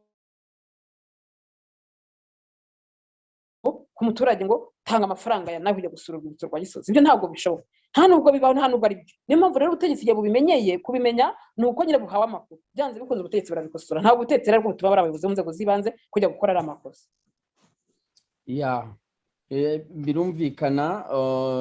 Niba koko ubutegetsi busubira inyuma bukababwira bati musigeho, ibyo nibyo, ariko wenda rimwe na rimwe biramutse baciye muri humye, ni nabyo mu byo Idamange yazize cyangwa yavuze, avuga ati abantu bacu bari mu rwibutso baracuruzwa. Urumva nk'umuntu uri hanze abivuze gutyo, niba bivuye mu Rwanda abantu babwira bati bari kurihisha 10,000 ku ngufu, urumva ko ibyo bintu byaba ari amakosa. Twizere ko leta yagombye gukurikirana ibyo bibazo abanyarwanda baba barimo rwose, bakareba ukuntu babikemura. Tugarutse ku bibazo wenda bijyanye n'inzira y'ubunyamakuru n'abanyamakuru, watubwiye ibintu bijyanye na RMC, aho nyine wagezaho ikarita ukayishyira hasi ukerekeza ku nzira ya YouTube. uyu munsi rero hari ibintu byinshi ubona mu byo mwasobanuye, mwatubwiye nyine n'ababikomaga barimo bariya ba Tom Ndahiro n'abandi ntashatse kuvuga, bigaragara ko mu by'ukuri hari abantu bamwe baba bashinzwe kuvuga bati aba dore ni banaka bari mu makosa, mbese gushinja abandi ibyaha kandi ari abaturage kimwe n'abandi. Ibyo ngibyo byo biterwa n'iki kuba mu gihugu cy'u Rwanda hari abumva ko bafite ijambo kurusha abandi kandi bari bose ari abanyarwanda kimwe?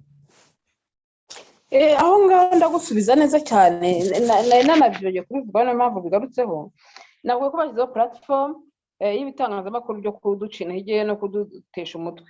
Iriya platform bashyizeho rero ni platform irimo biriya binyamakuru nyine byabo nk'abanyamakuru bizeye bo kubafasha ku kazi. Bariya abanyamakuru nabo barabahemba, ababashyizeho babaha amafaranga. Niyo mpamvu rero bashakisha bacunganwa n'umuntu wa nyesi, yavuze ntiyavuze, yagize ate, kugira ngo babone icyo bakora, nabo babone uko bajya guhembesha, bavuga ati dore twamubwiye. Kuko hari n'igihe bategura inyandiko zo kuguserereza no gutesha umutwe ukabona zirimo ubugoryi, nta kintu namba kirimo gifatika, ukabona mbese ni ugushakisha bashyira kuri za Twitter, bazishyira hehe kugira ngo umenye ko ari platform rero bashyizeho. Hari umugabo duherutse gukorana ikiganiro witwa Matuje Aphrodis, bari barafungiye ikami baziritse amaguru n'amaboko iminyururu, bashyizeho n'ingufuri, yarabyivugiye mu kiganiro. Aphrodis yaje kongera gushaka gusohoka igihugu, bamugarurana n'abana be babiri babafungira n'ubundi muri cave, aho bamaze ukwezi n'ubundi we aziritse amapingu n'abana b'iruhande rwe. Yaje agisohokamo nagiye kumureba ambwira yuko nyine bari kumunegosiya, ubwo nabo muri leta bamunegosiya ngo atange ikiganiro, bamurekura. Yavuze ko bamwandikishije ibaruwa, yandikiye Dani Munyuza asaba imbabazi, avuga ko nongera gukora ikosa rimwe gusa bizaba birangiye. Hanyuma baramubwira yuko bazamuha, azavugana n'itangazamakuru akavuga ko atarafunze, ko leta itigeze imufungana n'abana be babiri, ko ahubwo yari yaragiye muri retraite, yari afite ahantu ari gusa nyine agakuraho telefone ashaka kuvugana n'abantu. Noneho ngo babaza ese ibitangazamakuru nzajya kuvugana byo nibishye, baramubwira ngo bazabimwereka ngo bafite platform y'ibinyamakuru byabo bakoresha. Babimubwiramo rero ni The Future, niho nagiye namenya ko ba bantu koko bafite platform bakoreramo yashyizweho n'ubwo butegetsi nyine bwa hano mu Rwanda, donc ifite ibihembo ihabwa kugira ngo yirirwe ituka nyesi, yirirwe reba umunwa wabicahaga umuntu wese unenga ibikorwa bibi bya government cyangwa se by'ishyaka riri ku butegetsi. Ibyo rero nabimenye icyo gihe, menya yuko ari cyo bashyiriho n'abahawe akazi, baba bari mu kazi, iyo batakoze nyine ntibahembwa. Maze kubimenya rero numvise n'ubundi nta gucika intege, ahubwo tugomba gukora cyane kugira ngo nabo babone akazi, nabo bahembwe cyane. Urumva twakoze cyane nabo babona icyo gukora, bakabona amafaranga menshi. Voilà, nuko nabimenye, sinzi ko ari platform yabo, ariko irahari nyine, ubwo nuko ikora. Kuba rero bashyiraho kugira ngo baze kuducinshura, ubundi mbere twari dufite uwitwa Burasa Jean Gorbert, niwe wari ufite akazi, afite ikinyamakuru cyitwa Rushyashya, ariko akazi yirirwamo. Amaze gupfa byasaga n'ibyagabanutse, ubu Rushyashya bayisigiye witwa Jean Lambert Gatare, ariko we ubona atishoboreye. Ubona atishoboreye rwose. Jean Lambert Gatare ni n'umugabo mwiza cyane, namugushimira, twabanye igihe kinini mu itangazamakuru, n'inshuti yanjye cyane. Jean Lambert Gatare ndamukunda. Buriya niyo Rushyashya yanyanditseho, uretse ko atari kenshi, ntabwo byitaho, nta n'agaciro mbiha, nta n'ubwo mbabara, kubera Jean Lambert Gatare inshuti yanjye. Mba nzi ko atari babikoze, ari ababimukoresheje, ko nawe ubwo abikora atabyemera, ariko kubw'indamu, kubw'indonyi. Ariko kuba rero bafata umuntu umwe akajya hariya kugira ngo ajye gutoteza mugenzi we, ni nk'uko muri gereza dufungwa, bagagira abafungwa bagenzi bacu batoranya kugira ngo bajye bagira gute, baza kwicura, gukorera iyicarubozo abafungwa bagenzi babo. Baba bafite rero ibintu babemereye. Kuba rero umunyarwanda agira uruhare mu gutoteza mugenzi we no mu gihugu,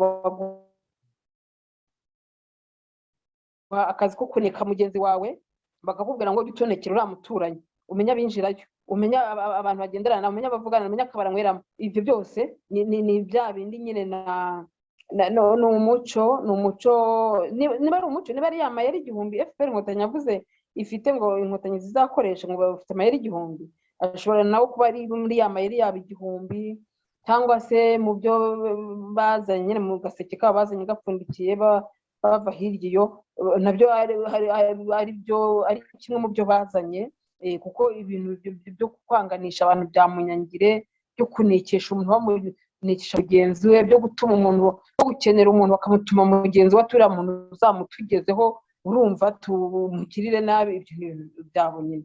Ntabwo rero nakwirwanya mbitindaho ngo bashyizeho abaza kuduca intege cyangwa kudutukira mu itangazamakuru ngo kandi ari bagenzi bacu, nta gitangaje kirimo. Kimwe nuko nkiri nakorana nabo n'abanyamakuru n'ubundi twirwaga kuri Maison de la Presse du Rwanda, ku nzu y'abanyamakuru, hari umwe abafite akazi ko kuneka bagenzi bacu, ko kutuneka bagatanga raporo kandi bagahembwa, nta kindi bakora twirwa bicaye bacungana n'ibyo mvuga n'ibyo nkora. Ibyo naje kubimenya rimwe ngiye muri interview ya pasiporo, nari narasabye pasiporo ngakwima, ndandika nshaka kubona n'umuyobozi mukuru wa immigration, barampamagara ngo nze muri interview, ndagenda nditaba. Mu buryo bambwiye amagambo mvugira kuri ya nzu y'abanyamakuru, kandi koko nkumva narayavuze, byerekana ko haba hari abantu bajyana raporo y'amagambo tuvugira hariya. Ibyo rero nta gitangaza kirimo, ni ibintu twamenyereye. Umwana anika umubyeyi we, umubyeyi akanika umwana, umugore akanika umugabo, baryamanye mu buriri, umugabo akanika umugore, ni uko nguko tubayeho, abavandimwe bakanekana, ni uko bimeze. Ibyo nta gitangaza kirimo hano mu Rwanda. Murakoze Agnes Uwimanankusi. Ndumva dufite byinshi dushobora kuvuga ku mateka y'u Rwanda, ariko wenda tunagenda twerekeza ku musozo, ndagira ngo nibutse abadukurikiye ko turimo tuganira na Agnes Uwimanankusi, akaba ari umunyamakuru ubimazemo igihe kandi rwose wiyemeje kuvugira abaturage. None Agnes, nk'ibintu byose murimo mutubwira, murabona harimo ibyo ngibyo byo kuvuga ngo bashyireho platiforme yo guhangana n'abantu. Hari ikintu bakunze kuvuga bavuga ngo uyu nguyu ni umwanzi w'u Rwanda, uyu nguyu arwanya ubutegetsi. Ese nko mu mategeko, ko wavuze uti mfite n'umunyamategeko, ubwo ni ukuvuga ngo aho wafungiwe nabwo wabashije no kuyasoma. Mu mategeko cyangwa se mu mitegekere y'igihugu cy'u Rwanda, iyo bashatse gusobanura ikintu bita umwanzi w'igihugu bavuga ko ari iki? Urakoze. Njye mbona ibyo bakora nta mategeko bakurikiza. Umwanzi w'igihugu ubundi mu mategeko ni wa muntu nyine ukora ibikorwa bihungabanya umutekano w'igihugu. N'urugero, niba hari ingabo ziri hariya zitwaje ibirwanisho zikaba ziri guhungabanya umutekano w'igihugu, abo ngabo ni abanzi b'igihugu. Nyine urugero zirahari, hari nka za FDLR, za FLN zigaba ibitero ziciye muri Nyungwe cyangwa n'ahandi, nk'abo bavuga ngo ni abanzi b'igihugu. Ariko ntabwo mu Rwanda ho ari uko babikora, ntabwo ariko babivuga, ahubwo barareba nk'umuntu niba aba hanze ari muri opposition, kandi arahari rwose. Urabizi ko niba waburirwa jenoside bagusanga buri bakakuzana, ariko wibereye nko hanze nta na jenoside wakoze, gusa uri muri politiki ya opposition bakakwita umwanzi w'igihugu. Nanjye Agnes, niba mvugana n'umuntu uri hanze cyangwa se mushyigikiye ko ariho, kuko ntabwo kuba uri hanze bivuga ko tutavugana cyangwa bivuga ko nagushyigikira ko ugomba kubaho, mbati Agnes nawe ati nawe ni umwanzi w'igihugu, kumubona ahubwo atari ko Agnes kuki udakunda igihugu. None ukibaza se bavuga ko n'umwanzi w'igihugu bashingiye kuki? Ko nta mbunda ngira, ko ntarajya gutera grenade mu mujyi wa Kigali ngo bambone, ko ntagambanira igihugu, ngambaniye igihugu bahita bamfunga d'office. Urumva? Kuko naba nyine ndi gukora icyaha, naba ndi n'umwanzi w'igihugu, kuko sindagwa muri icyo cyaha cyo kugambanira leta. Sindumva hari n'abajya bamaza ngo Agnes, ngo hari n'abajya bavuga ngo Agnes ngo akorana n'inkotanyi. None se ubu nabura gukorana n'inkotanyi gute? Niriranwa nazo, nsangira nazo, nirwa ntegana imitego nazo, nkora ikiganiro ndi kugikorana n'umuntu wenda badashaka, bahoraga baragiye bakanaye amaso ati dore noneho yaducitse, urugo rwanjye bakarugota. ngasohoka ndwana nabo. Ndibuka uwitwa Matuje Aphrodis aza gutanga ibiganiro hano, narasohotse ngira ngo mperekeze atahe, ariko ubwo bari bamaze kunterefona abantu baduturanye ati iwawe ko hagoswe bimeze biti. Ndamubwira nti sohoka dutahe, mbona nimusohora mu modoka yanjye bari wirasa amapine, nabwo ni we sohoka, intambara irabera hano, twe kuri kaburimbo tugende imbere mu muhanda. Turasohoka nkubitana nabo gutya ku gipangu, ndababaza niko akazi babahaye ko ari kabi, iwanjye muhashaka iki ko nta mbunda ngira, mwagiye mwabuze umuntu ucungira umutekano, muzajya gucungira perezida wa repubulika umutekano hariya mu Rugwiro, hariya mu Kiyovu aho acumbitse, n'ahandi mu Bugesera perezida bafite ngo nyinshi ntabwo mbizi aho arara, muzi no gucunga umutekano wa Nyesi. Ngewe murabona ndi umuntu ubateye ubwoba koko, nta mbunda afite, muratinye uyu munwa wanjye niwo mutinya, nere mutinya umunwa, nta mbunda mfite, ahubwo noneho nta n'imbaraga mufite zo kuyobora igihugu niba ari ibyo. Niko nese mbabwira, mbona bari kugenda bari ku telefone bivugishwa bagira gute, ariko njye bose ndabazi, mba nababonye, kuko niriranwa nabo. Reka niriranwa nabo, nta buryo rero buvangwa Nyesi wakorana n'inkotanyi, none se ndakorana nazo, nirwa ndwana nazo, nirwa ndegana imitego nazo, urabyumva, nta ndwo nzitinya, nanjye ubwanjye nabaye inkotanyi, urabyumva. Ari umuntu uza kuneka ahubwo kwa umwana we uraruhira ubuze, uraza kuneka nanjye nabuze uboneka, urabona wankura mwigishije, dusigaye tubarusha guhamiriza, ngo wigisha intore guhamiriza bwacika kurusha, nuvuga ngo twebwe turabarusha. Njyewe rero ndabarusha, ngiye nkorana nazo, ndabyemera 100%, urabyumva. Gusa icyo nakorana nazo ntabwo nakorana nazo njya kugambana.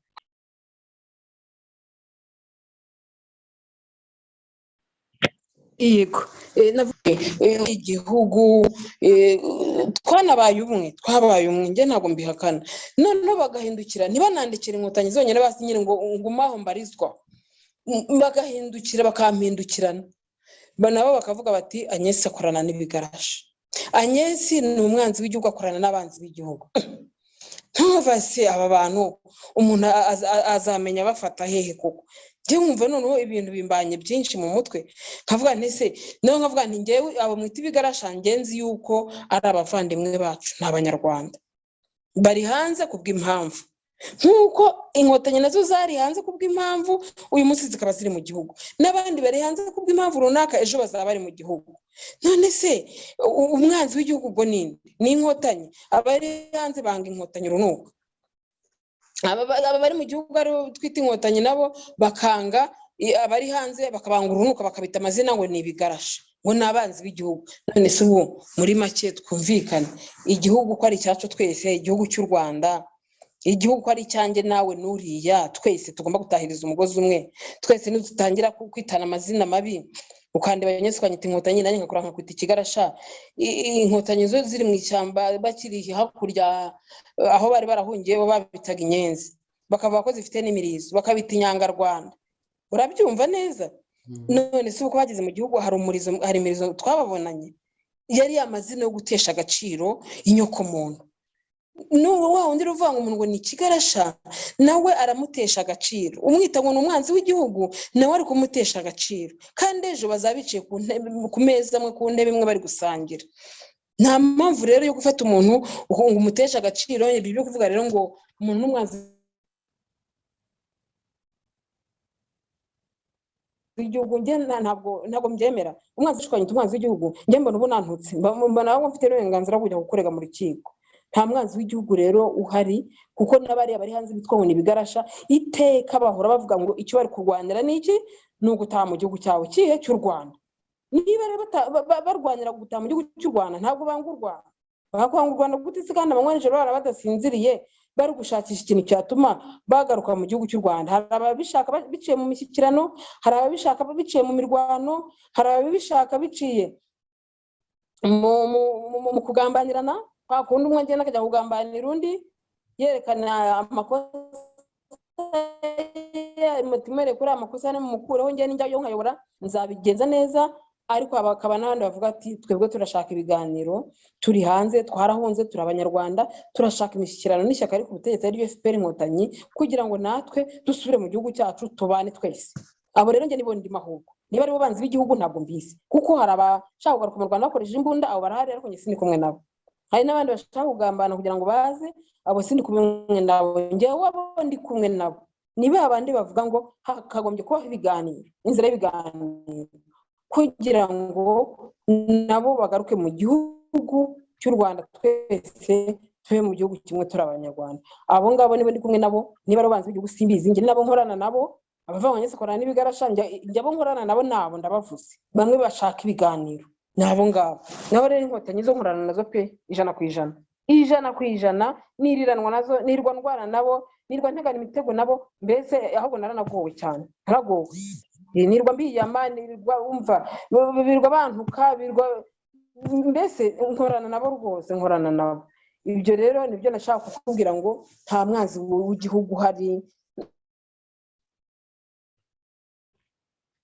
Nge umwanzi w'igihugu namudefinishije ni wa wundi ushaka guhungabanya umutekano w'igihugu cyacu, utekereza gutera u Rwanda, utekereza kugira naho u Rwanda, utekereza kugira naho abanyarwanda, uwo niwe mwanzi w'igihugu. Ariko umwanzi w'igihugu hano mu gihugu imbere ntawe uhari, n'uri hanze wifuza guka mu gihugu cye ku neza biciye mu nzira y'ibiganiro, uwo nawe ntabwo ari umwanzi w'igihugu. Numva ariko nagusubiza. Ariko Agnes, muvuga muti umwanzi w'igihugu ko muduha igisobanuro cyangwa se definition yabyo, nabwo njyaraho ngera nkibaza ibibazo, nkavuga ntese umuntu yanga igihugu yakirwanira, ahubwo nkibaza niba tutagombye cyangwa se abanyarwanda batagomba kwiga izindi mvugo, kuvuga ngo umuntu ni umwanzi w'igihugu, ni umwanzi w'igihugu cyangwa ni umwanzi w'ubutegetsi, kuko igihugu ntabwo ari imisozi, igihugu si n'ibiti, igihugu ni abanyarwanda. Kandi abo abanyarwanda bose, baba bari hanze, baba bari mu imbere, baba bari hehe, abavuga ku Rwanda bose bafite inkomoko mu Rwanda, bafite abavandimwe mu Rwanda, bafite amasambu mu Rwanda, bafite byose mu Rwanda, ubuzima bwabo niho buri. None iyo abantu batangiye kuvuga ngo uyu muntu ni umwanzi w'igihugu, njye ntekereza ko rimwe na rimwe hari ubwo baba bari gukabya, ahubwo byibuze bavuze bati ni umwanzi w'ubutegetsi, kuko cyangwa se ubutegetsi buriho, kubera ko baba badashima ubutegetsi buriho. Ibyo rero usanga rimwe na rimwe biteye impungenge iyo umuntu wese uvuze ikitagenda bavuga ngo ni umwanzi w'igihugu. Ndatekereza ko abantu baba bayitegetse, baba abayobozi, baba abahe ayo magambo, none se nk'uko bivuze uti na FPR yarateye kandi bayitaga inyangarwanda, bakabita abanzi b'igihugu, bakabita byose. Ese koko bangaga igihugu iyo bacyanga se bari kukirwanira ngo baze? Ntabwo ngiye ariko mbibona, ntabwo ariko mbibona, ahubwo wenda bangaga ubutegetsi bwariho, baraza baraburwanya babukuraho. Iyo ari igihugu banga, bari kuza bakarwanya ubwo butegetsi, bagakora ibyo bakora, bagasubira iyo bari bavuye. Ariko nuko igihugu bagikundaga bashaka kukibamo. Ngatekereza rero ko abanyarwanda ubundi twagombye koroherana, tugakoresha amagambo akwiye. Umuntu wo kuvuga ngo ni umwanzi w'igihugu, ntabwo ntekereza ko yaba ari ushaka kuza kukibamo cyangwa se kugituramo. Ibyo wenda reka tube tubyihoreye, ahubwo dusozereze ku kintu cy'ukuntu bakunda kuvuga ngo abantu ni ibigarasha, bikanatuma noneho mu minsi yashize numvise bavuga bati rwose urubyiruko muhaguruke muhangane n'abantu bari hanze. Izo mvugo zo guhamagarira abanyarwanda cyangwa urubyiruko guhangana n'abandi, ibyo bintu mu mwebwe mwisesengura no mu mwuga wanyu mukora, nk'iyo muganiriye n'urubyiruko rurimo mu gihugu, bababwira ko bapfa iki n'abari hanze, baba bahunze, baba bavukiye hanze, baba bagiye gushaka amaramuko. Abo bantu bose iyo bavuze ngo muhaguruke muhangane n'abari hanze, ntekereza ko barwangana nabo bose kandi batazi n'ibyo bapfa. Ariko mwebwe muri mu gihugu iyo muganiriye bababwira ko bapfa iki n'abantu bari hanze ku buryo bagomba guhangana nabo. Nta cindiraga abantu bapfa, ni inda nini no kurwanira ubutegetsi wabivuze. Ni ukuvuga ngo uretse ko dusubiye muri 59 wenda hari abashobora kudutera n'amabuye, ni ukuvuga ngo ubutegetsi bwari mu maboko y'abatutsi, bukeye biba ngombwa yuko habaho independence babushyira mu maboko y'abahutu. harimo abatutsi nyine urumva nawe ntabwo wabyishimira ko wari umaranye imyaka myinshi ubutegetsi. Bamwe bahisemo guhita bagenda nyine barahunga. Noneho muri kwa guhunga nibwo bamwe banatwikiwe, harimo n'abishwe. Ariko icyo cyarabaye, tukemere dutyo twe kujya muri detaye. Noneho nyuma baragiye bamara imyaka myinshi mu buhungiro, ku 59 kugeza muri 90 bari bakiri mu buhungiro, yari imyaka myinshi. Ariko nubwo bari mu buhungiro, ntabwo mu buhungiro burya ari iwawe, ntabwo burya igihugu cyawe ni igihugu cyawe. Ubuhungiro ntushobora kunezeza uko waba umeze kose. Ubuhunzi ni ubuhunzi nyine. Babaye aho mu by'ukuri bahunga, nta kintu bari bahunze kibi bari bakoze. Barahunze gusa kuko bumvaga ari bo baribona umutekano wabo. Baragenda barahunga, nyuma igihe kiragera basaba Habyarimana gutaha mu gihugu, cyane ko na Museveni nawe yaratangiye. Abagande bari batangiye gusa n'ababagirira nabi, kuko abagande burya nabo si abantu beza. Witwaga impunzi gusa, icyo ngicyo ntiyarakiri umunyarwanda, yaranje kuba umugande kuko yabanze kubona ubwenegihugu. Ariko yaravuze ati njyane n'abanyarwanda bagenzi banjye dusubire mu gihugu cyacu. Niko kuza rero baraza bageze rero mu gushaka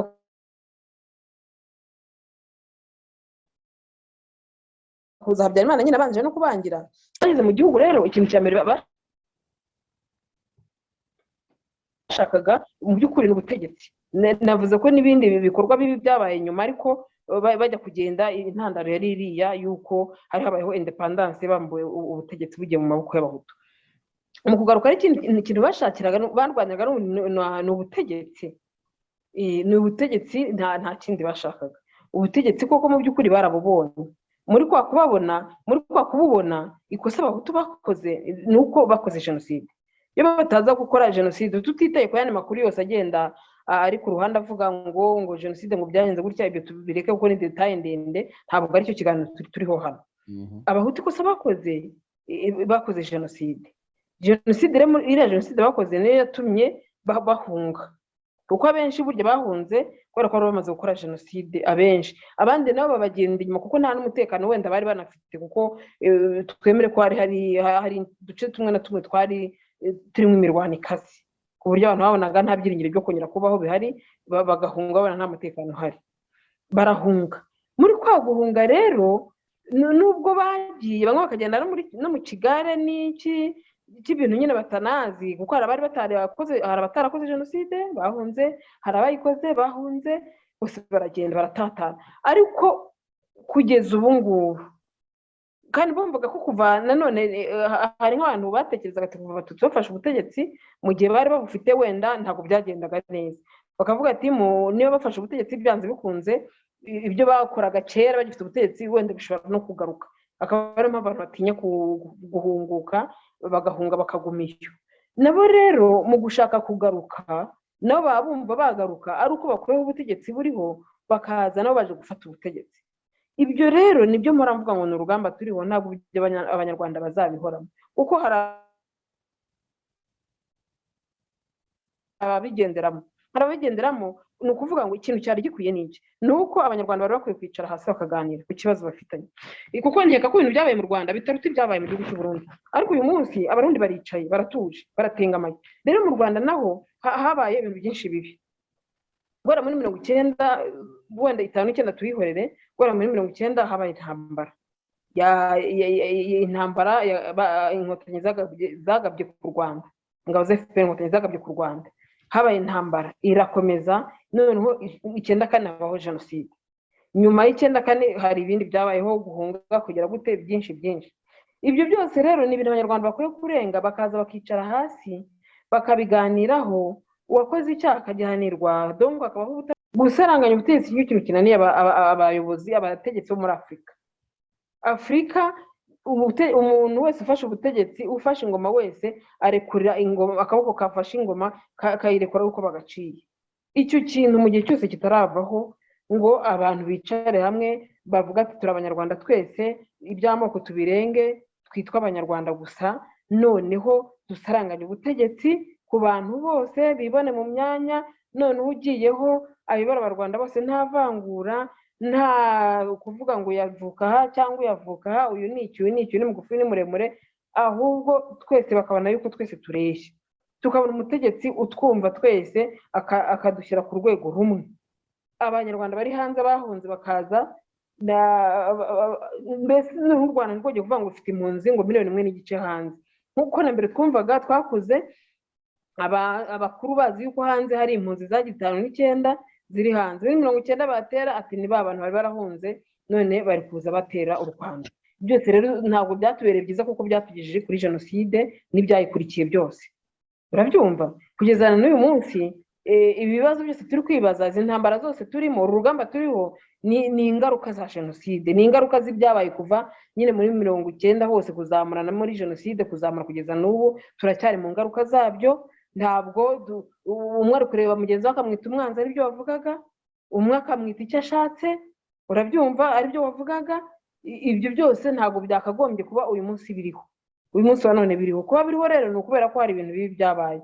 Ibyo bibi mu gihe tutarabirenga ngo twicare twese tubanze tuganire ku cyo dupfa, twicare hamwe ku meza amwe, twese twumve ko turi abanyarwanda, duce ikintu cyitwa ubuhunzi.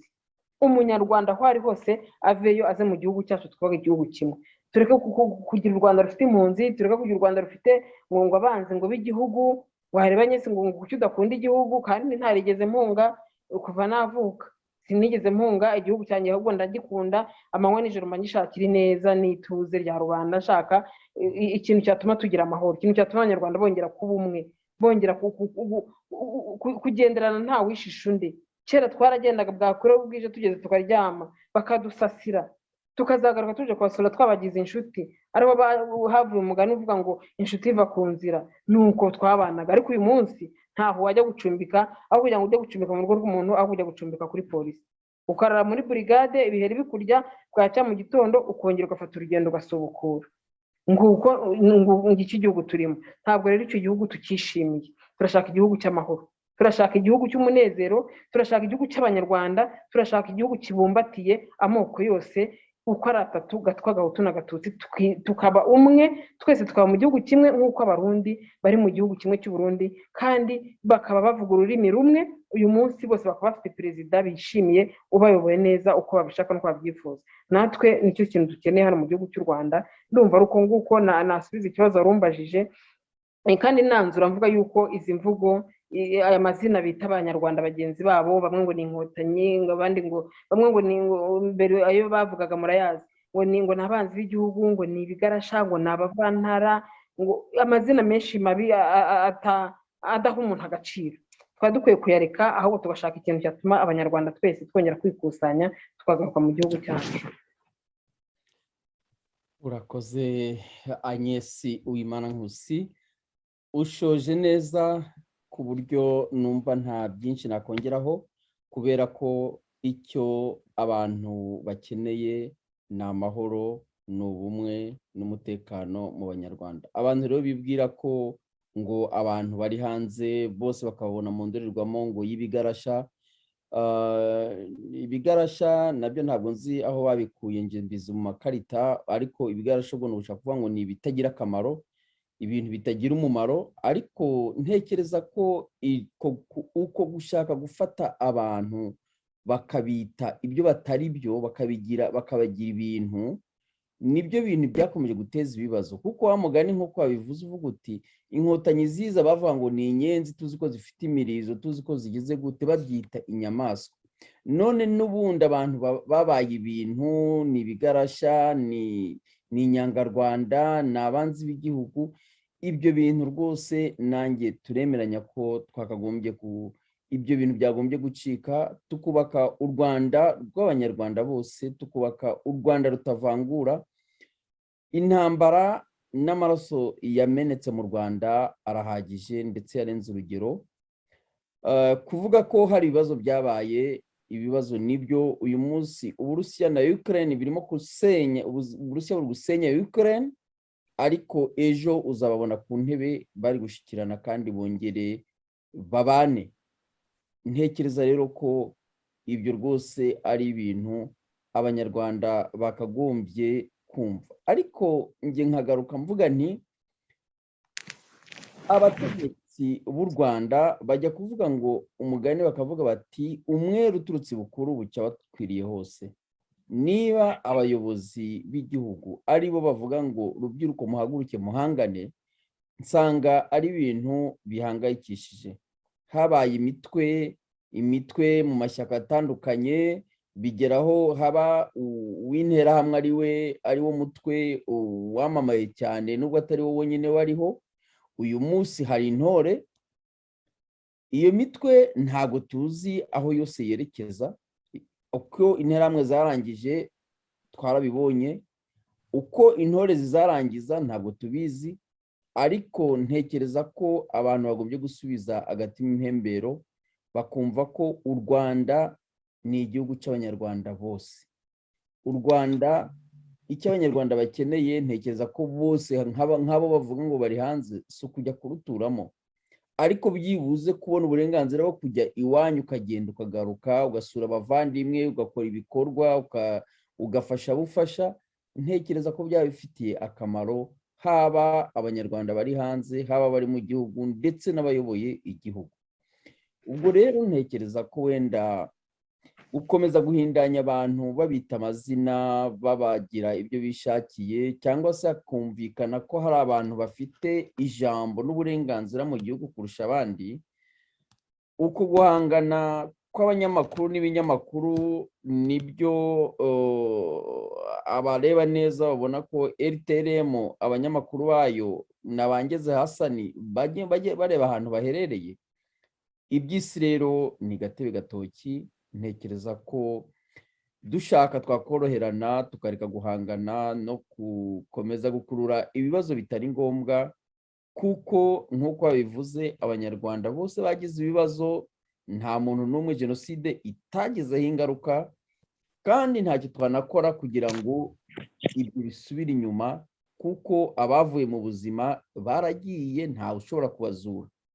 Nkaba nibaza rero yuko bikwiye kugira ngo urubyiruko rw'u Rwanda rusubize ubwenge ku gihe, rureke kugira ngo nabo, njya mbona benshi bajya ku ma YouTube ari ukuza gutukana, ariko kazi kose ko gutukana.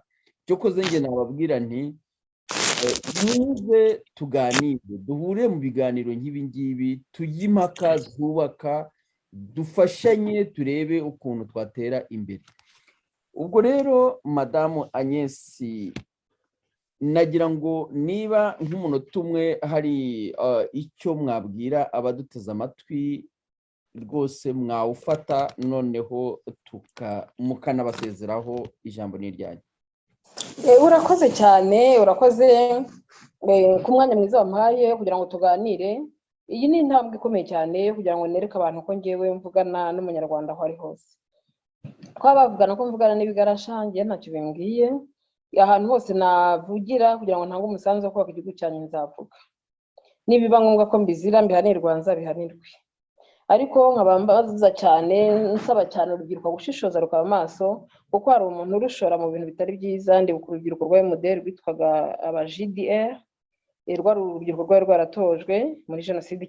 Ndashima cyane iki kiganiro, ariko nsaba urubyiruko kujya rwitonda rugashishoza, kuko hari urubyiruko rwarashyizweho na MDR rwitwaga GDR. aba GDR muri jenoside ntabwo rwitwaye neza, rwakoze narwo ibikorwa bibi kandi rwatojwe mbere y'igihe. Niyo mpamvu rero urubyiruko rugomba kuba amaso, kuko numvise mwishize bavugira nk'urubyiruko ngo ruhaguruke rurwanye ngo witwa Mukankiko Sylvia. Mukankiko Sylvia ari kuvuga ibyo yabayemo mu gihe cya jenoside, yari mukuru, akavuga uburyo yarwanye n'interahamwe, akavuga uburyo yarwanye n'inkotanyi ubwazo, nyuma yaho akavuga uburyo yarwanye n'abacengezi yiga muri segonderi. Ibyo byose ni ibintu bari kuvuga yabayemo. Ubu rero urubyiruko bakoshya bakagushuka ngo ugimbe ujye guhangana nawe, wahangana n'urubyiruko rugenzi rwawe ko arirwo muhuje amateka. Ariko umuntu mudahuje amateka ntukajye guhangana nawe. Reka abahuje amateka bagende bahangane bo ubwabo, kuko bazajya bahanganira ku byo baziranyeho. Icyo rero nicyo navuga. Akaba ari nta mpamvu nababwiye nti ngewe platform yashyizweho y'ibinyamakuru bigomba kundwanya ntacyo intwaye, kuko ngewe mba mvuga ibyo nabayemo nzi. Ntabwo ari abantu turi ku rwego rumwe rwo guhangana mu mateka. buri wese aba afite amateka.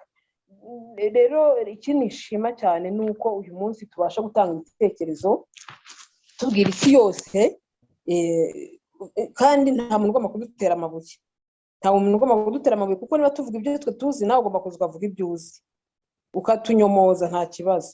Ariko ntabwo tubereyeho kuvuga ngo turahaguruka tujye gusebya ibitekerezo bya runaka, tuvuge ngo ibyo yavuze si gutese, ahubwo uvuga ibyawe werekana uburyo ibyo atari byo.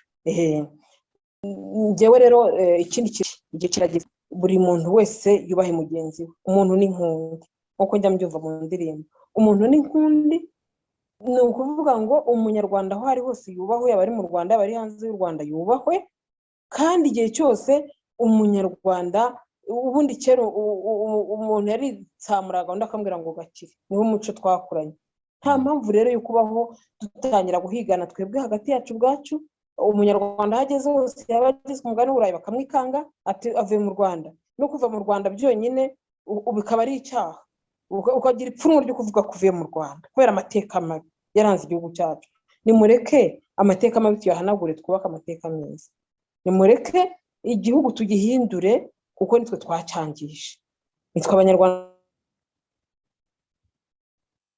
twacyangije. Dufate iya mbere mu kongera kugihindura gishya, nk'uko abarundi bangije igihugu cyabo nyuma bakagihindura gishya, ubu abarundi bakaba bunze ubumwe. Ndasaba rero yuko umuntu wanyubise nanga iki kiganiro ataza kwihutira kuvuga ngo Nyesi ngo afite ingengabitekerezo ya jenoside, ngo Nyesi yapfobije jenoside. Njyewe natanze ibitekerezo byanjye nkanye Nkusi w'Imana Nyesi, nawe ejo uzatanga ibyawe, nta kibazo. Nta muntu n'umwe wimwe ijambo kuri izi mbuga zacu, twese tugomba kuvuga, ariko ntabwo tubereyeho kujya gukomeretsa bagenzi bacu. Niyo mpamvu rero nsaba ngo mureke twubahane muri uru rugendo, muri uru rugamba turimo. Ni urugamba rutoroshye, urugamba rwo kunga abanyarwanda ntabwo byoroshye, kandi ntabwo igihe cyari cyarenga. Igihe ni iki cyo kugira ngo twongere twisubireho, twubake igihugu cyacu. Tumva rero irindi jambo nasaba ni uko nanone abategetsi bacu mu Rwanda batagomba kujya bumva nabi ibyo tubabwira, ahubwo bakagombye kubyakira bakamenya icyo bagiye gukora, bakamenya icyo bagiye gukosora. Tubereyeho rero kugira ngo twe turi ijisho rya rubanda, kugira ngo tubereke aho ibitagenda neza biri, kandi abanyarwanda bose tubakangurira kuvuga, kuko ubaye urapfa, ubaye utavuze urapfa. Nibavuge, ntagire umuntu babuza kuvuga, bababwira ngo nibavuga barabafunga. Niyo babafunga ntabwo kugera kure siko gupfa. Nanjye narafunzwe imyaka 5, kandi uyu munsi ndacyavuga, nta nubwo nzareka kuvuga, ndacyanafunga kandi nzagaruka nongere mvuge. Mu gihe cyose rero Imana itaragukuraho amaboko byanze bikunze, ugomba kuvuga, kuko burya nta muntu upfa mbere yo gupfa. Ntazajye umuntu gutinyisha urupfu. Gufungwa byo na Mandela yarafunzwe, kandi afungwa abaperezida. Turaharanira twese rero kugira ngo twubake igihugu cyiza cy'amahoro, igihugu kitarimo umwiryane, kitarimo urwikekwe, kitarimo kunekana, kitarimo gutukana no kwitana amazina atandukanye mwe twavuzeho. Icyo gihugu nicyo mbifuriza mwese, kandi ndishizo byanjye isi yose ikaba ibibonye, nkaba nezeye ko mugiye kubyubaha nk'uko nabitanze. Murakoze cyane. Murakoze cyane Madamu Uwimana Agnes Nkusi ku kiganiro cyiza muduhaye. Mbashimiye umwanya mwaduhaye tukaba tugize iki kiganiro, kandi musojereje ku magambo meza cyane. Ahubwo nge nakongeraho agakeregeshwa kanjye mvuga nti rubyiruko, muze tuganire, tujye impaka ku bitagenda, ibitagenda tubigorore. Hari inzira nyinshi z'ubuzima, hari abantu bari mu bushomeri, hari abantu hari inzira nyinshi abantu bashobora gufashanyamo.